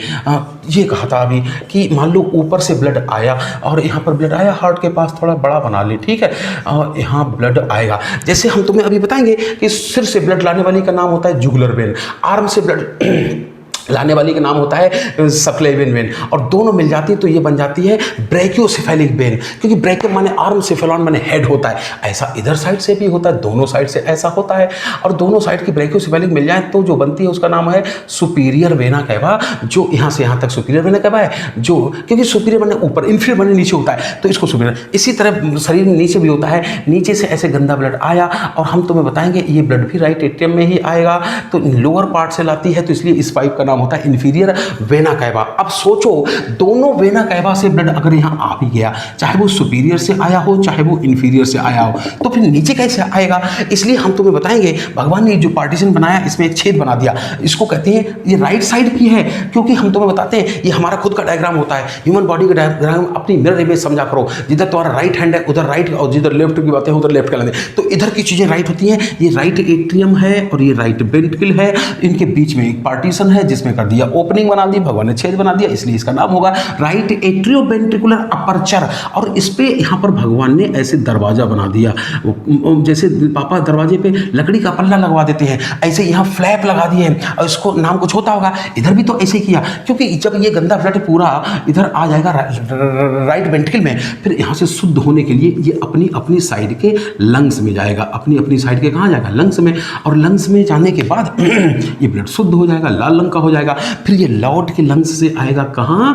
अपने लेफ्ट वेंट्रिकल में, लेफ्ट एट्रिया में, तो यहाँ लेफ्ट एट्रिया में ब्लड आएगा, शुद्ध ब्लड, और शुद्ध ब्लड यहाँ आना चाहिए, तभी तो यहाँ पर भी दरवाजा बना दिया, लेफ्ट एट्रियो वेंट्रिकुलर अपर्चर कहते हैं। इसके दरवाजे पर भी भगवान ने ऐसे पल्ला लगा दिया, फ्लैप बना दिया ना, भले इस डायग्राम में दो दिख रहे हैं यहाँ, तो हम तुम्हें बताएंगे, तो ये जो इधर होता है इसमें दो ही फ्लैप होते हैं, जैसे दरवाजे ऊपर दो ही लकड़ी का पल्ला लगवाया जाता है, इसको कहते हैं बाइकस्पिड वाल्व। ये बाईं तरफ होता है, उसको बाइकस्पिड वाल्व कहते हैं या मिट्रल वाल्व कहते हैं, और यहाँ पर ऐसे तीन होते हैं, एक दिख रहा है, एक इधर साइड से, वो डायग्राम में नहीं दिखता है, यहाँ ट्राइकस्पिड वाल्व कहलाता है। क्या कहलाता है? ट्राइकस्पिड वाल्व कहलाता है। अब हम तुम्हें एक ये बात बताएं कि तुम जरा सा देखो ये कि जब दिल धड़कता होगा तो ये चाहते हैं कि ब्लड इधर तो आए, वाल्व का काम ही होता है urine direction blood flow maintain करना, ब्लड ये चाहते हैं वापस ना जाना पाए, तो इधर क्या होता है? राइट वेंट्रिकल से अभी बोला था ब्लड को शुद्ध करने के लिए लंग्स तक कौन ले जाती है? तो तुम कहोगे पल्मोनरी आर्टरी ले जाती है। ये है मान लो पल्मोनरी आर्टरी। पूरे शरीर को ब्लड देने कौन जाती है? सिस्टेमिक एओर्टा या केबल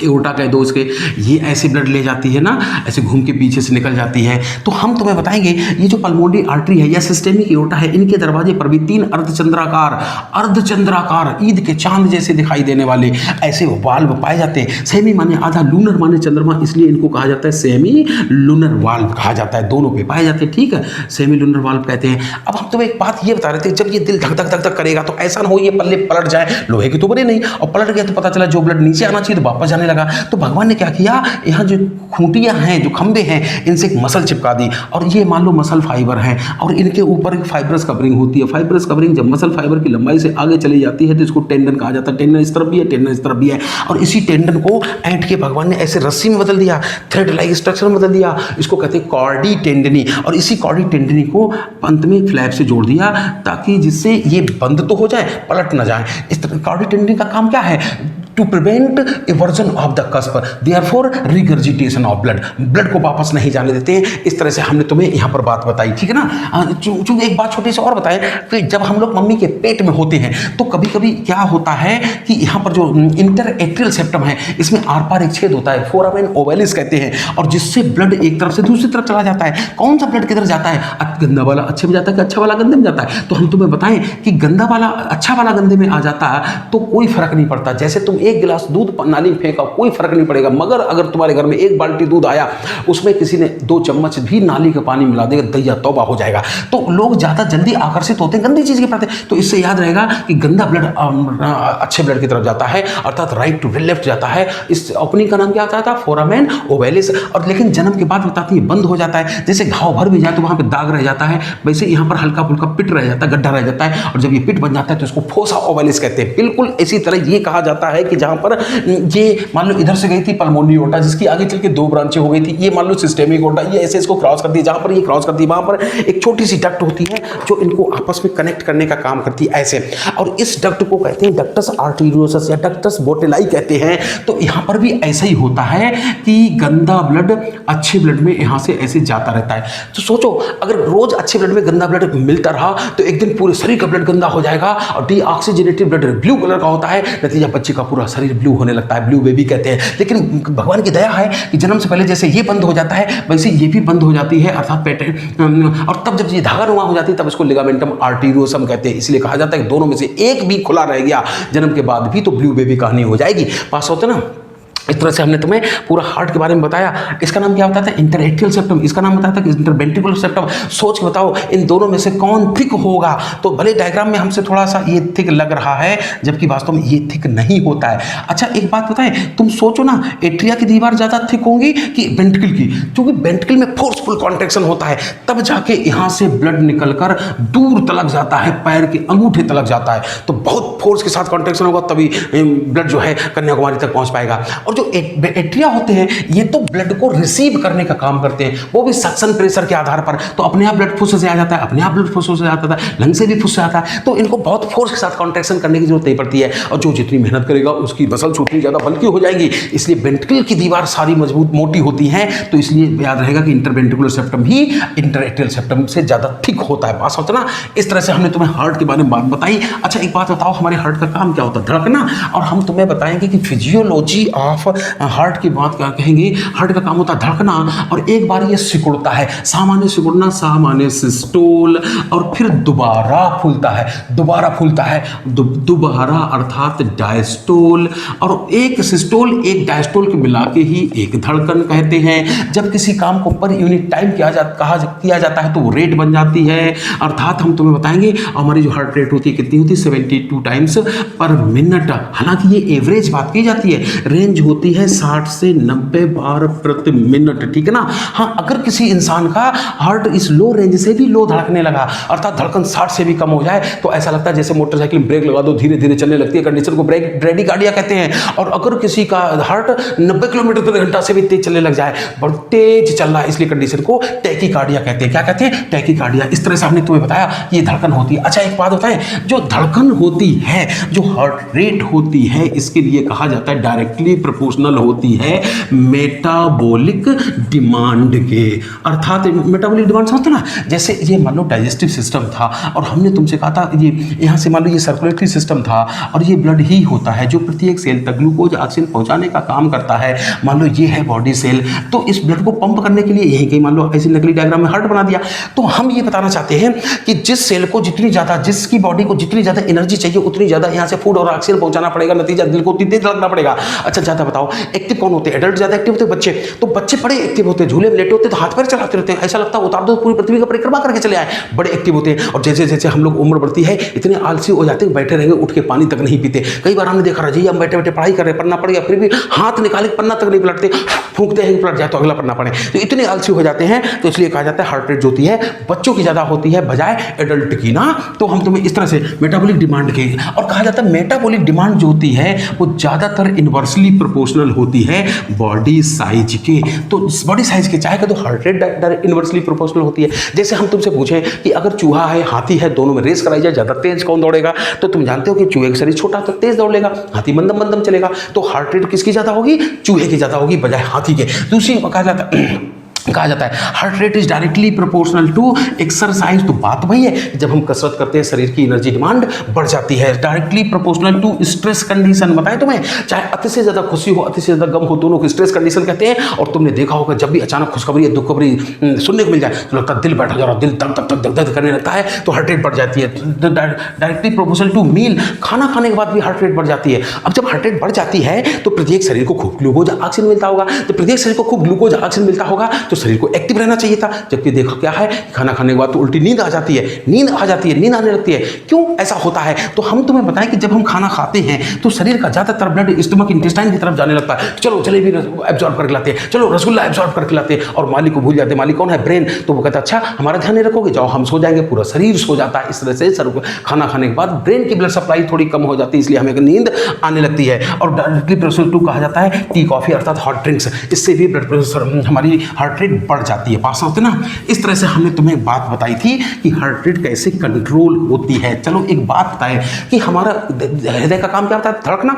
और धड़कता कैसे है? तो ये धड़कन की, दिल धड़कवाने की बिजली आखिरकार आती कहां से है, इसी के आधार पर हम तुम्हें बताएंगे। हार्ट दो प्रकार के होते हैं, नंबर एक न्यूरोजेनिक हार्ट और नंबर दूसरा होता है मायोजेनिक हार्ट। मायोजेनिक हार्ट धड़कन की बिजली कहां से है इसके आधार पर। जैसे तुमने अगर इंडियन पंखा देखा हो, मान लो ये इंडियन पंखा है और इसमें क्या खास बात होती है, एक पर लगा, दूसरा पर लगा, तीसरा पर लगा, और फिर यहाँ से मान लो तार निकले और ये तार तुमने जोड़ दिए किसी इन्वर्टर या बैटरी से, तब जाके ये पंखा चलेगा ना। तो ऐसे जोड़ दिए। चलो तो हमने तुम्हें बताया। तो और तुमने चाइनीज पंखा देखा क्या? चाइनीज पंखा मार्केट में मिलता है, टार्च जैसा होता है जरा सा, और इसमें अंदर क्या है, ऑन ऑफ करके जो स्विच लगा होता है, इसके अंदर सेल पड़े होते हैं। और इस पंखा की खास बात होती है कि अगर तार भी लगा होता है, अगर कहीं व्यवस्था है तो चार्जिंग में लगा दो ना, कोई बात नहीं। मतलब ये है कि इस पंखे की अगर सप्लाई काट दोगे तो ये तुरंत बंद हो जाएगा। इस पंखे की सप्लाई काटोगे तो भी काम करता रहेगा जब तक इसमें बैटरी है। मतलब जो मायोजेनिक हार्ट होते हैं बॉडी से बाहर निकाल लिए जाएं तो धड़कते ही रहेंगे जब तक उनके पास एनर्जी एटीपी है। तो हम तुम्हें बताएं ऐसा हार्ट जिसमें धड़कवाने के लिए बिजली नर्वस सिस्टम से आए, अर्थात किसी नर्व सेल गैंग्लिया से आए, तो ऐसे हार्ट को न्यूरोजेनिक हार्ट कहते हैं। जिसमें स्वयं हृदय की मांसपेशियों में ही बिजली पैदा हो जाए, स्टडी ऑफ मसल्स को मायोलॉजी कहते हैं। जेनेसिस माने पैदा होना, जब स्वयं कार्डियक मसल्स ही बिजली पैदा करने लग जाएं तो ऐसे हार्ट को कहते हैं मायोजेनिक हार्ट कहते हैं। कैसे हमारा हार्ट कैसा होता है? तो हम तुम्हें एक बात बताएं। एक बार हम फिजियोलॉजी की लैब में एक्सपेरिमेंट कर रहे थे, मेढक कटवाया गया। तो मेढक जब डिसेक्शन करते हैं उससे पहले बेहोश करना पड़ता है। दो तरीके पढ़ाई जाती है, या तो क्लोरोफार्म होगा तो, या फिर क्लोरोफार्म ऐसा करते, रुमाल में क्लोरोफार्म स्प्रे मार दिया और मेढक की नाक पर तो बेहोश हो जाता। मगर ये तरीका कभी बच्चों को नहीं सिखाया जाता, क्योंकि मान लो तुम्हें पसीना आ गया, तुमने खुद अपना पहुंच लिया, अपना पसीना पहुंच लिया, पहले तुम बेहोश हो गए, मेढक डांस कर रहा। तो इसलिए क्या किया जाता था, मेढक को पिथिंग करना सिखाया जाता था। पिथिंग करना, उसमें क्या होता था, मोटी सी सुई होती थी और मेढक को मान लो ऐसे पकड़ते थे और उसकी खोपड़ी में भोंक देते थे, घुमा देते थे और फिर रुकी हुई को, जिससे बेहोश होता था, पस्त हो जाता, फिर उसका पेट फाड़ते थे, फिर भी दिल धड़कता हुआ मिलता था। एक और बात होता है, ये पिथिंग करना काम बड़ा कठिन होता था, बड़ा छटपटाता है, खराब लगता है। लड़कियां कभी पिथिंग नहीं कर पाती थी, लेकिन हम लोग हमेशा इसी जुगाड़ में रहते थे, कोई लड़की हमसे हेल्प मांगे, कम वक्त मांगती नहीं थी, ये बात की बात है। तो हम तो बताएं लड़कियों को एक सिंपल सा तरीका सिखाते थे कि ऐसे तो माना कि मेढक की गर्दन नहीं होती है, लेकिन महसूस करो ये है हेड, ये है एब्डोमेन, थोरैक्स या ट्रंक, इसके बीच के पोर्शन गर्दन मान लो। लड़कियों से कहते थे ऐसे कैंची लो, ऐसे कच्च से दबा दो, कैंची जैसी आती है, ऐसी बोन कटर आता था, जब बोन कटर से कच्च से दबाते थे तो स्पाइनल कार्ड टूट जाती थी। मतलब ब्रेन के अंदर, ब्रेन से निकलकर नीचे जाने वाले नर्व फाइबर टूट जाते थे और फिर भी मेढक का दिल धड़कता हुआ मिलता था। ये इस बात का सबूत है कि मेढक के हृदय को धड़कवाने चलाने के लिए बिजली तो नर्वस सिस्टम से नहीं आती, स्वयं हृदय की मसल से पैदा होती है। इसका हार्ट कैसा हुआ, मायोजेनिक। और मेंढक एम्फीबिया में आता है, फिर कहाँ रेप्टाइल, फिर बर्ड, मैमल्स। मेंढक से तो बड़े वाले जानवर हम लोग हैं कम से कम। तो इस तरह से जानोगे कि सारे वर्टिब्रेट का हार्ट मायोजेनिक होता है, इनवर्टिब्रेट का हार्ट न्यूरोजेनिक होता है। मोलस्क थोड़ा अपवाद हैं, वो इनवर्टिब्रेट होने के बावजूद भी उनका हार्ट मायोजेनिक होता है। तो ह्यूमन का हार्ट कैसा हुआ, मायोजेनिक हार्ट होता है, ठीक है ना। इस तरह से हम तुम्हें बात बताई, जितने मायोजेनिक हार्ट होते हैं, जैसे ह्यूमन का हार्ट मसल्स का बना होता है। अब हम तुम्हें थोड़ा सा बना ही दे चलो। तो ये है मान लो मायोजेनिक हार्ट, ठीक है। और ये है मायोजेनिक हार्ट। अभी तो बनाया था डायग्राम हमने ऐसे करके, थोड़ा सा सिंपल फॉर्म में बनाए ले रहे हैं। ये अभी बनाया था हमने ऐसे हार्ट और सिंपल फॉर्म में बनाए ले रहे हैं, ठीक है। अब हम ये बता रहे थे कि अभी बता रहे हैं ये है पूरा हार्ट। अब जैसे जितने मायोजेनिक हार्ट होते हैं, ह्यूमन हार्ट ही सही, ये अलग बात है कि यहाँ पर वो भी बना लें, क्या इंटर एट्रियोवेंट्रिकुलर सेप्टम भी बना लें, ठीक है। ये फाइब्रस पार्टीशन था ना, जिसको एट्रियोवेंट्रिकुलर सेप्टम कहा था, वो भी बना लें।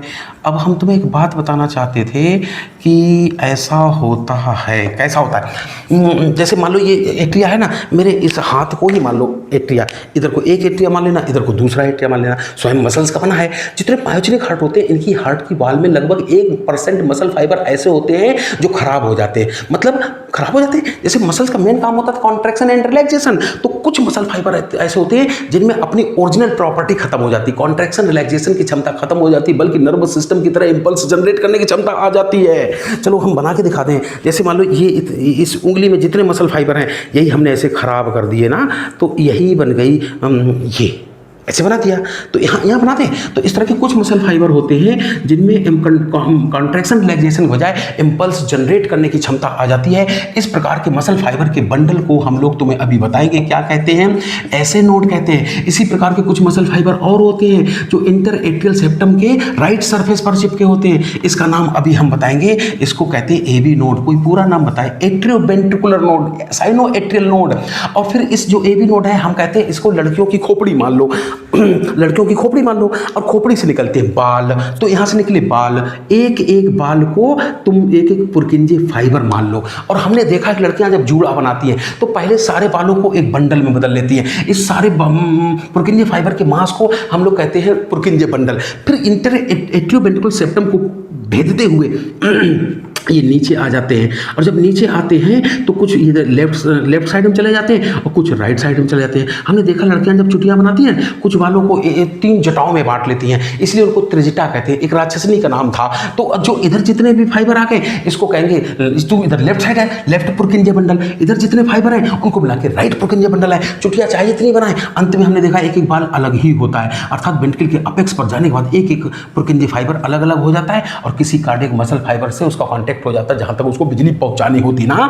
यहां से बिजली यहां तक लाने के लिए भी कुछ फाइबर जरूर होते हैं, और इंटर माने इन बिटवीन टू, दो नोड के बीच के इन फाइबर को इंटरनोडल पाथवे कहते हैं। इस तरह से हमारे भगवान ने पूरी वायरिंग कर रखी है, और इसी संचार व्यवस्था को conducting tissue of the heart कहते हैं। क्या कहते हैं?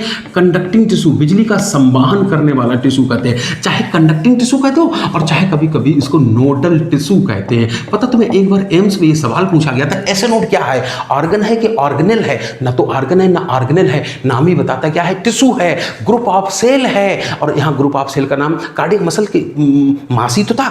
इस तरह से हमारे शरीर हृदय में भगवान ने बिजली प्रवाहित करने के लिए, बिजली पैदा करने के लिए और प्रवाहित करने के लिए तमाम मॉडिफाइड मसल फाइबर बना रखे हैं। याद रहे, बहुत ज्यादा पूछा जाता है, पुरकिंजे फाइबर जो इंपल्स कंडक्शन करते हैं नर्व फाइबर होते हैं, modified muscle fibre, modified muscle fibre होते हैं। इस तरह से पूरी कहानी होती है कंडक्टिंग सिस्टम की। हम तुम्हें बताएंगे जो ऐसे नोड होती है, जिस जानवर का हार्ट जितनी बार धड़कता है, इस हार्ट में उतनी बार बिजली पैदा होती है। ऐसे समझो जैसे तुम लेटे थे, हम किसी बैटरी में तार जोड़ के लाएं और तुम्हारी टांग में छुआएं। एक बार छुआएंगे, एक बार टांग ऊपर करोगे, 2 बार छुआएंगे, 2 बार, 72 बार तो 72 बार टांग ऊपर नीचे करोगे, है कि नहीं? तो अगर तुम्हारा हार्ट 72 बार धड़क रहा है, इसका मतलब इसमें 72 बार बिजली पैदा होती है। इसीलिए हम तुम्हें बताते हैं, इसलिए इसको तो हृदय की गति कितनी रहनी है यही निर्धारित करती है। इसलिए इसको pacemaker of the heart कहते हैं, पेस मेकर कहते हैं। जैसे हम तो बताएं स्कूल में देखा होगा दो प्रिंसिपल होते हैं, प्रिंसिपल होता है, वाइस प्रिंसिपल होता है, ऐसे ये प्रिंसिपल साहब है, ये वाइस प्रिंसिपल साहब है। अर्थात इसको कॉन्ट्रैक्शन सेंटर फर्स्ट भी कहते हैं, इसको कॉन्ट्रैक्शन सेंटर सेकंड भी कहते हैं।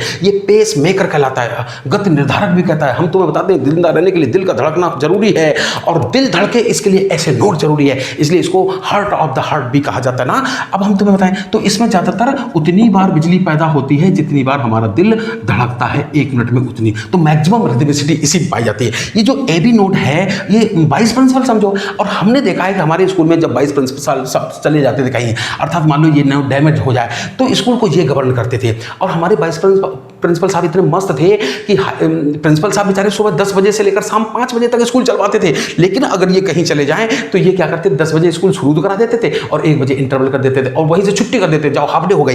तो मतलब इसमें अगर ये डैमेज हो जाए तो हार्ट को ये धड़कवाएगी, मगर समस्या ये है कि ये 1 मिनट में इतनी बार हृदय को धड़कवा पाती है। कितनी बार? 45 बार धड़क पाती है। अब सोचो कि जब 72 बार धड़कता था तब तो हमारी बॉडी की प्रत्येक सेल को मुश्किल से पर्याप्त ग्लूकोज ऑक्सीजन मिल पा रहा था। अगर ये कम बार धड़केगा तब तो हो सकता है सेल्स की, बॉडी की बहुत सी सेल्स ग्लूकोज और ऑक्सीजन उन तक पहुंच ही ना पाए। जैसे हमने गांव में देखा है कि जमीन पर लोगों को बिछाया जाता था, जब उनके सामने 72 बार निकलो पूड़ी पूड़ी पूड़ी पूड़ी पूड़ी पूड़ी, तब तो मुश्किल से बुजुर्गों का पेट भर पाता था। और मान लो हम 45 बार निकले पूड़ी एक बार कह के घंटा भर के लिए गायब हो जाए तो बहुत से बुजुर्ग भूखे रह जाएंगे, लोग जाके बदनामी करेंगे कि भाई दावत तो दे दी लेकिन उनकी व्यवस्था फेल हो गई, वो हमारा पेट नहीं भर पाए। तो जब ऐसे नोड डैमेज हो जाती है तो एबी नोड दिल को धड़कवाती है, और लेकिन इससे हमारा हार्ट बॉडी की डिमांड फुलफिल करने में फेल हो जाता है। कंडीशन को हार्ट फेलियर कहते हैं। क्या कहते हैं? हार्ट फेलियर कहते हैं। कोई बात टेंशन की नहीं, एक जैसे कान की मशीन आती है ऐसी एक मशीन आती है, उसको आर्टिफिशियल पेसमेकर कहते हैं। उससे तार जोड़ दो फिर से धड़कना शुरू हो जाएगा। आर्टिफिशियल पेसमेकर से हार्ट फेलियर को ठीक किया जा सकता है। पता तुम्हें, हम जो ये वाला मास पूरे तारों का बंच था इसको तो एबी बंडल कहा जाता था। हमको हालांकि पढ़ाया जाता था इसी का नाम बंडल ऑफ हिस होता था, लेकिन एनसीईआरटी ये कहती है कि जो एट्रियोवेंट्रिकुलर सेप्टम है इसके नीचे जो कुछ है इन सब को मिला के हम कहते हैं क्या, बंडल ऑफ हिस कहते हैं, ठीक है ना। तो इस तरह से हमारे शरीर में पूरा, हृदय में पूरा कंडक्टिंग सिस्टम होता है, अर्थात नोडल टिश्यू होता है। अब एक छोटी सी बात होता है कि अभी हमने तुमसे कहा था दिल का काम होता है धड़कना, और कितनी बार धड़कता है तो हम कहेंगे चूंकि 72 बार धड़कता है 1 मिनट में, तो बताओ एक धड़कन में कितना समय मिलेगा? 60/72। आंसर 1 से तो कम ही आएगा। कितना आएगा? 0.8 सेकेंड। और हम तुम्हें बताएंगे कि इस 0.8 सेकंड के अंदर सिस्टोल भी हो जाता है और डायस्टोल भी होता है, ठीक है ना। तो अब तुम जानते हो हृदय एक बार थोड़ी धड़कता, बार बार धड़कता ही रहता है। जब किसी काम का रिपीटिशन होता है तो ऐसे प्रोसेस को साइक्लिक प्रोसेस कहते हैं ना, तो हम साइक्लिक प्रोसेस कहते हैं। अब हम तुम्हें एक बात बताएंगे, हृदय में 4 चेंबर तो हैं, लेकिन ऐसा नहीं होता है कि एक धड़कन के दौरान 4 के चारों चेंबर एक साथ कॉन्ट्रैक्शन करें, 4 के चारों चेंबर एक साथ रिलैक्सेशन करें, क्योंकि अगर चारों चेंबर एक साथ कॉन्ट्रैक्शन कर गए तो हृदय फट जाएगा। जैसे हमारा पूरा पेट है, दोनों तरफ देखोगे कहीं ना कहीं फट जाएगा, लेकिन अगर एक तरफ पिचकाएं दूसरी तरफ रिलैक्स होते हैं तो पेट समझ गए ना, फटेगा भी नहीं, मजा भी आएगा। तो इस तरह से हमने तुमसे कहा कि हमारे जो हार्ट होते हैं कि 4 चेंबर होते हैं, वो एक साथ सिस्टोल या डायस्टोल नहीं करते हैं। हो सकता है ऊपर वाला सिस्टोल कर रहा हो, नीचे वाला डायस्टोल कर रहा हो, नीचे वाला सिस्टोल कर रहा हो, ऊपर वाला डायस्टोल करता है। तो किस क्रम में सिस्टोल और डायस्टोल होता है, उसी सीक्वेंस ऑफ इवेंट्स को कार्डियक साइकिल कहते हैं। क्या कहते हैं? कार्डियक साइकिल कहते हैं, कार्डियक साइकिल कहते हैं, ठीक है ना। और वो भी बताओ एक साइकिल कंप्लीट होने में कितना समय लगा था? 0.8 सेकंड का समय लगा था ना। अब हम तुम्हें ये बताएंगे कि इस 0.8 सेकंड के दौरान हम तुम्हें दिखाने जा रहे कि एट्रिया में क्या क्या परिवर्तन होता है, वेंट्रिकल में क्या क्या परिवर्तन होता है, ठीक है। एट्रिया में तो जो एट्रिया में चेंजेस बताएं, एट्रियल या वेंट्रिकल पहले बता दें। चलो वेंट्रिकल में क्या क्या परिवर्तन होंगे, तो वेंट्रिकुलर चेंजेस में कुछ नहीं होगा, वही होगा एक बार सिकुड़ेगा अर्थात वेंट्रिकुलर सिस्टोल होगा, और एक बार होगा वेंट्रिकुलर डायस्टोल। हम तुम्हें अभी बोलेंगे, दिखाएंगे कि वेंट्रिकुलर सिस्टोल में 0.3 सेकंड का समय लगता है और वेंट्रिकुलर डायस्टोल में 0.5 सेकंड का समय लगता है। इसी तरह पढ़ा दें कि देखिए एट्रिया में क्या क्या परिवर्तन होगा। होगा। एट्रियल चेंजेस की बात करेंगे थोड़ी देर बाद ना, तो चेंजेस वही होने, एक बार सिकुड़ेगा अर्थात एट्रियल सिस्टोल होगा और दोबारा फूलेगा, एट्रियल डायस्टोल होगा। अभी हम तुम्हें दिखाएंगे कि एट्रियल सिस्टोल में 0.1 सेकंड का समय लगा करेगा और इसमें 0.7 सेकंड का समय लगेगा। तो बताओ जरा, पूरे चारों घटनाएं कंप्लीट हो जाए कितना समय लगेगा? 0.8, 1.6 सेकंड। गलत, ऐसा नहीं होता है। ऐसे सोचो कि हमारे पास मान लो 4 बच्चे हैं और हमने कहा नीट का पेपर होना है, ये पेपर का समय है 3 घंटे, तो बताओ चारों बच्चों को पेपर कंप्लीट करने में कितना समय लगेगा? अरे 3 घंटे ही लगेगा। ये संभावित है कि किसी ने जूलॉजी शुरू किया हो, किसी ने बॉटनी शुरू किया हो, किसी ने केमिस्ट्री से, किसी ने फिजिक्स में, लेकिन जिसने फिजिक्स किया हो अगले पल वो हो सकता है जूलॉजी में आ जाए, बॉटनी में आ जाए, केमिस्ट्री में, तो अलग अलग सिक्वेंस में पेपर कर सकते हैं, मगर विदिन 3 आवर्स सारे बच्चे अपना पेपर कंप्लीट कर लेंगे ना। तो हम तुम्हें पढ़ाने जा रहे हैं, लेकिन हम तुम्हें पहले वेंट्रिकुलर चेंजेस पढ़ाएंगे। अलग बात है कि पहले होता है एट्रियल चेंजेस, क्योंकि सबसे पहले बिजली तो ऐसे नोड में पैदा होती है। इस पढ़ाने की सुविधा के लिए हम तुम्हें पहले वेंट्रिकुलर चेंजेस पढ़ाने जा रहे हैं, और हमने कार्डियक साइकिल पढ़ा है तो इसलिए साइकिल बना ली, और साइकिल को हमने चलो एक जगह से शुरू किया, मतलब यहाँ शुरू किया। जब शुरू करें पढ़ाएं तो इससे पहले चलो एक हार्ट भी बना दें। ये मान लो मेरा हार्ट है और हमने तुमसे बोला था अभी कि यहाँ पर है कौन सा वाल्व? Tricuspid valve. इधर कौन सा होता था? Bicuspid valve. Blood right atrium में कहाँ से आता था? सुपीरियर वेना कैवा से। सुपीरियर वेना कैवा के दरवाजे पर पाया जाता था हैवर्सियन वाल्व। यहाँ पर भी होता है इंफीरियर वेना कैवा, इसके दरवाजे पर यूस्टेचियन वाल्व होता है। खैर, अब चाहे हम इधर पढ़ा दें चाहे इधर, हम चलो इधर ही पढ़ाएंगे, और तुम इधर भी पढ़ा सकते थे। और यहाँ से तो ब्लड यहाँ आएगा, यहाँ से तुम जानते हो यहाँ आएगा, यहाँ से ब्लड शुद्ध होने के लिए अपनी अपनी साइड के ऐसे लंग्स में चला जाएगा। ठीक है, ये थोड़ा नीला इसलिए कर दिया ताकि डायग्राम के ऊपर डायग्राम साफ दिखाई दे।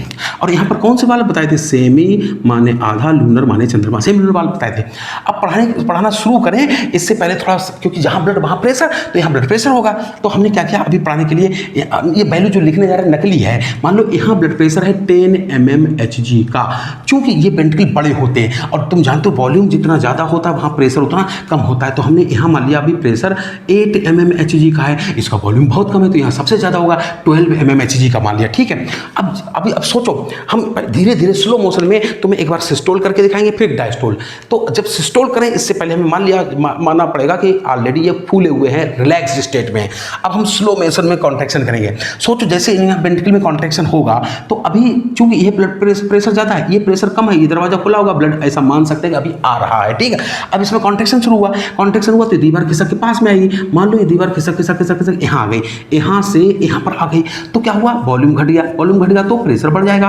प्रेशर मान लो इस जगह का वेंट्रिकल के अंदर का प्रेशर बढ़ते बढ़ते 9 हो गया, नहीं, मान लो बढ़ते बढ़ते 10 हो गया, नहीं, मान लो 11 हो गया। जैसे ही यहाँ का ब्लड प्रेशर एट्रिया की तुलना में ज़्यादा हुआ, ये ब्लड आता रहेगा कि वापस जाने की कोशिश करेगा, और वापस जाने नहीं दिया जाएगा, क्योंकि वाल्व का काम ही होता है यूनिडायरेक्शनल फ्लो मेंटेन करना। जैसे ब्लड जाएगा ये दरवाजे ऐसे बंद हो जाएंगे, तो ये दरवाजे ऐसे बंद हो जाएंगे और ब्लड यहाँ जाएगा, टकरा के घुमड़ नाचता हुआ लौट आएगा ना।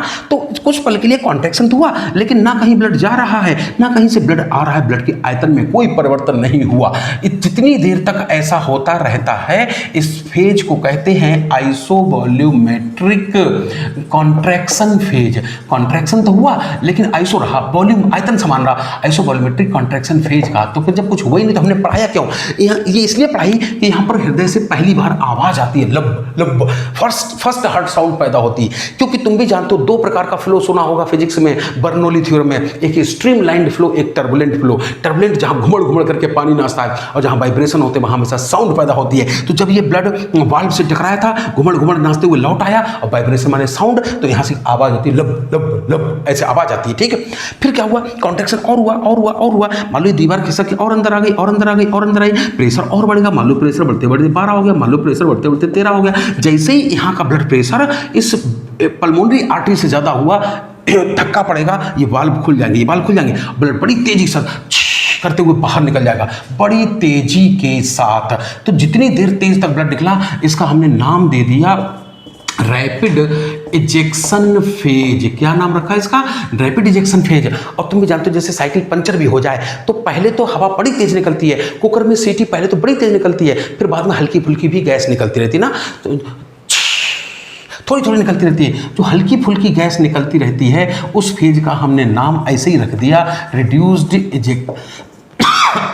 इजेक्शन फेज नाम रखा और इस तरह से सिस्टोल हो गया कंप्लीट। ये तुम देखो साइकिल यहाँ पर आधी पूरी साइकिल को कंप्लीट होने में आधा समय लगता, 0.8 सेकंड का समय लगता है। अगर ये लाइन यहाँ तक लाती तो 0.4, हम जानबूझ के थोड़ा पहले ही खत्म कर देते हैं। और इस तरह से वेंट्रिकुलर सिस्टोल हो गया कंप्लीट, जिसमें आधे से भी कम समय लगा, यानी कि 0.3 सेकंड का समय लगा। ठीक, अब होगा ये दोबारा वापस आएगा, डायस्टोल शुरू होगा। तुमने कभी सुना कि जैसे फिजिक्स में क्या कहा जाता है कि ये पत्थर को ऊपर फेंका जाए, कब तक ऊपर जाएगा? बताते जब तक इसकी वेलोसिटी जीरो ना हो जाए। और वेलोसिटी जीरो का मतलब क्या होता है कि लगता है ना ऊपर जा रहा ना नीचे जा रहा, कुछ पल के लिए ऐसा लगा ठहरा रहा अपनी जगह पर, फिर विपरीत दिशा में आएगा। तो वैसे ही ऐसा होता है कि दिल धड़कता है, थोड़ी देर रुकता है, फिर वापस रिलैक्स जाता है। सांस भी ऐसे नहीं लेते, थोड़ी देर रुके, फिर थोड़ी देर रखे, तो बीच में पहुंच जाता है। तो वैसे ही है कि डायस्टोल शुरू हो उससे पहले कुछ देर हृदय इसी अवस्था में रुका रहता है, इसके बाद डायस्टोल शुरू होता है। तो ये डायस्टोल शुरू हो उससे पहले की ये स्टेज होती है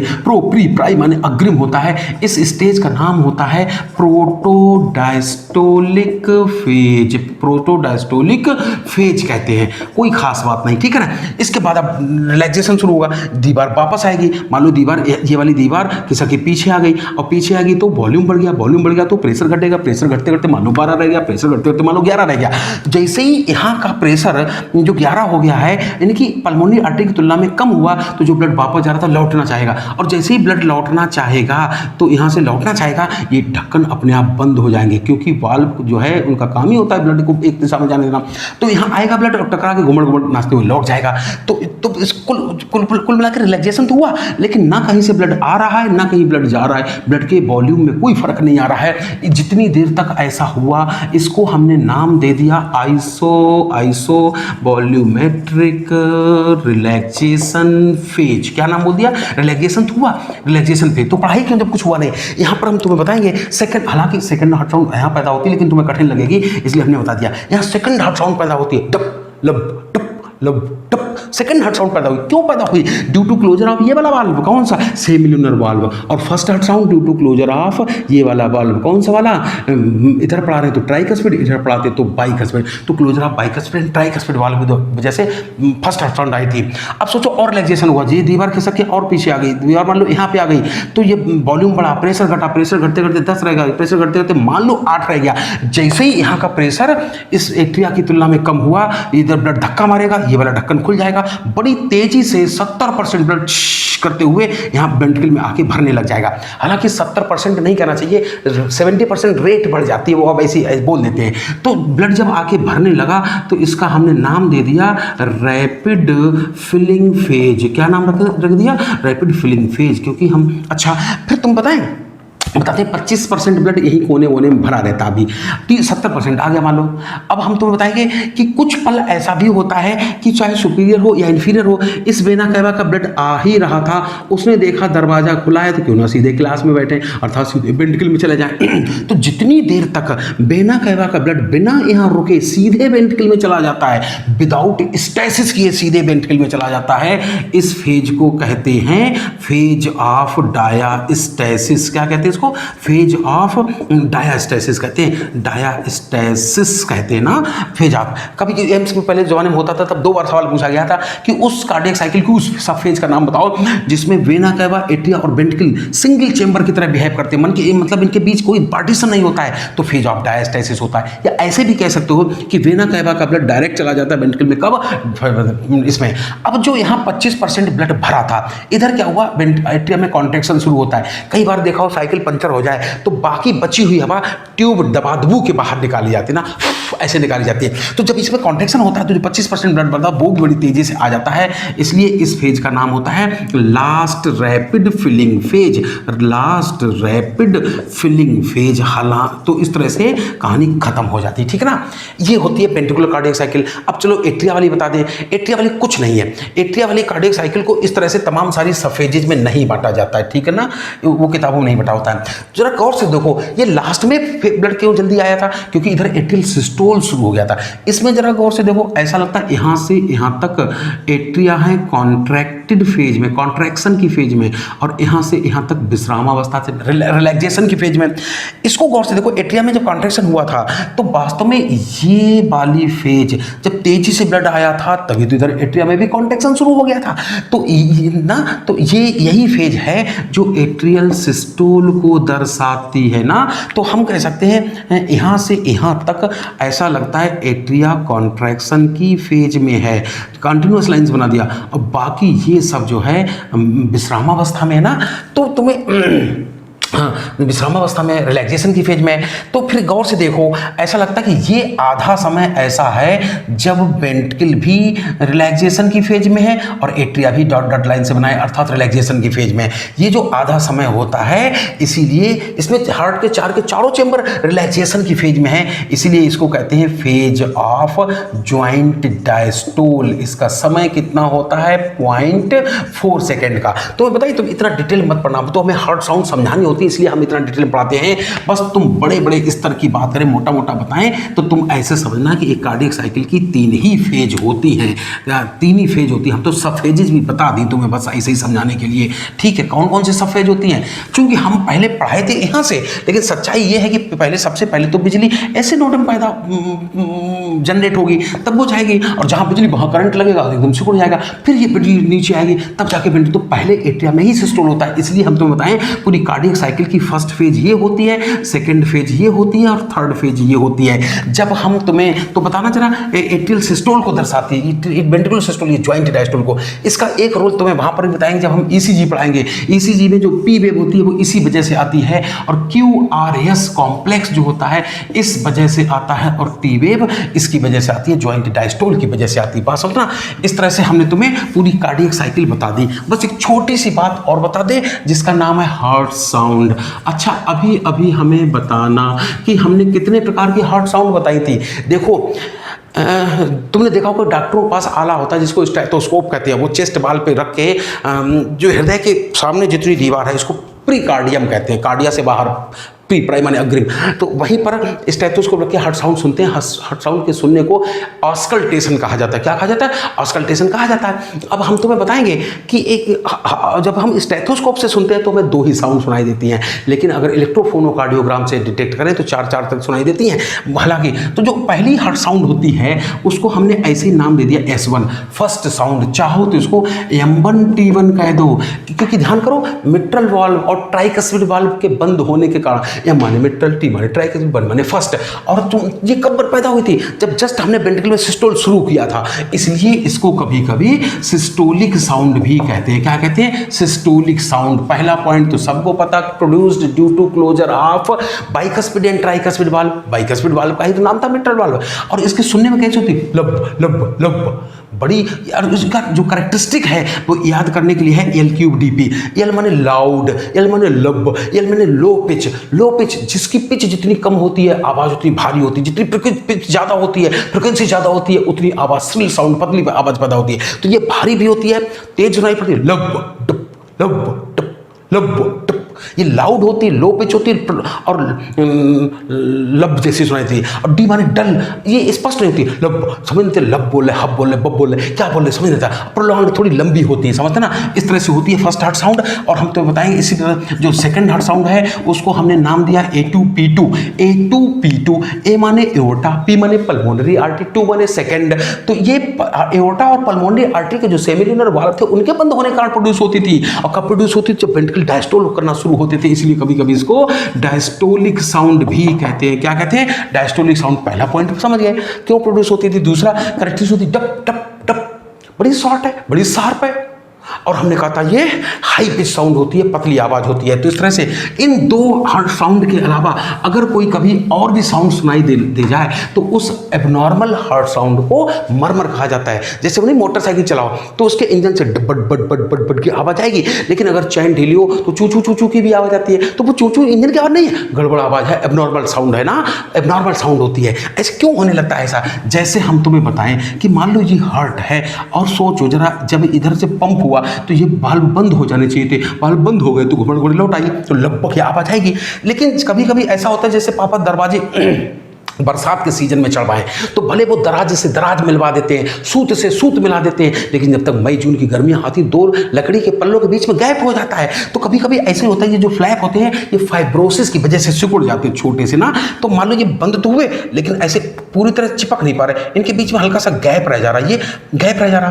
तो जब इनमें कॉन्ट्रैक्शन होगा तो ब्लड, ज़्यादातर ब्लड तो टकरा के लौट आएगा, लब्ब की आवाज़ आएगी, लेकिन पतली सी धारा यहाँ से भी वापस निकलेगी। तो वैसे जैसे लगता है जैसे किसी पानी की पाइप में छोटा छेद कर दो की आवाज़ आती ना, तो इस तरह से तो लब तो नॉर्मल साउंड हो गई, ये आवाज़ मरमर कहलाएगी। और ये ज़्यादातर मरमर किसी भी वजह से हो सकती है, लेकिन मरमर का मोस्ट जो कॉमन काज होता है वो डिफेक्टिव लीकी वाल्व ही होता है, पास होता ना। इस तरह से हमने तुम्हें हार्ट साउंड बता दिया। अब हम लोग बचा है ईसीजी और इसके आगे की बात जो हम लोग बाद में पढ़ेंगे, ठीक है ना, अगले लेक्चर में पढ़ेंगे। चलो।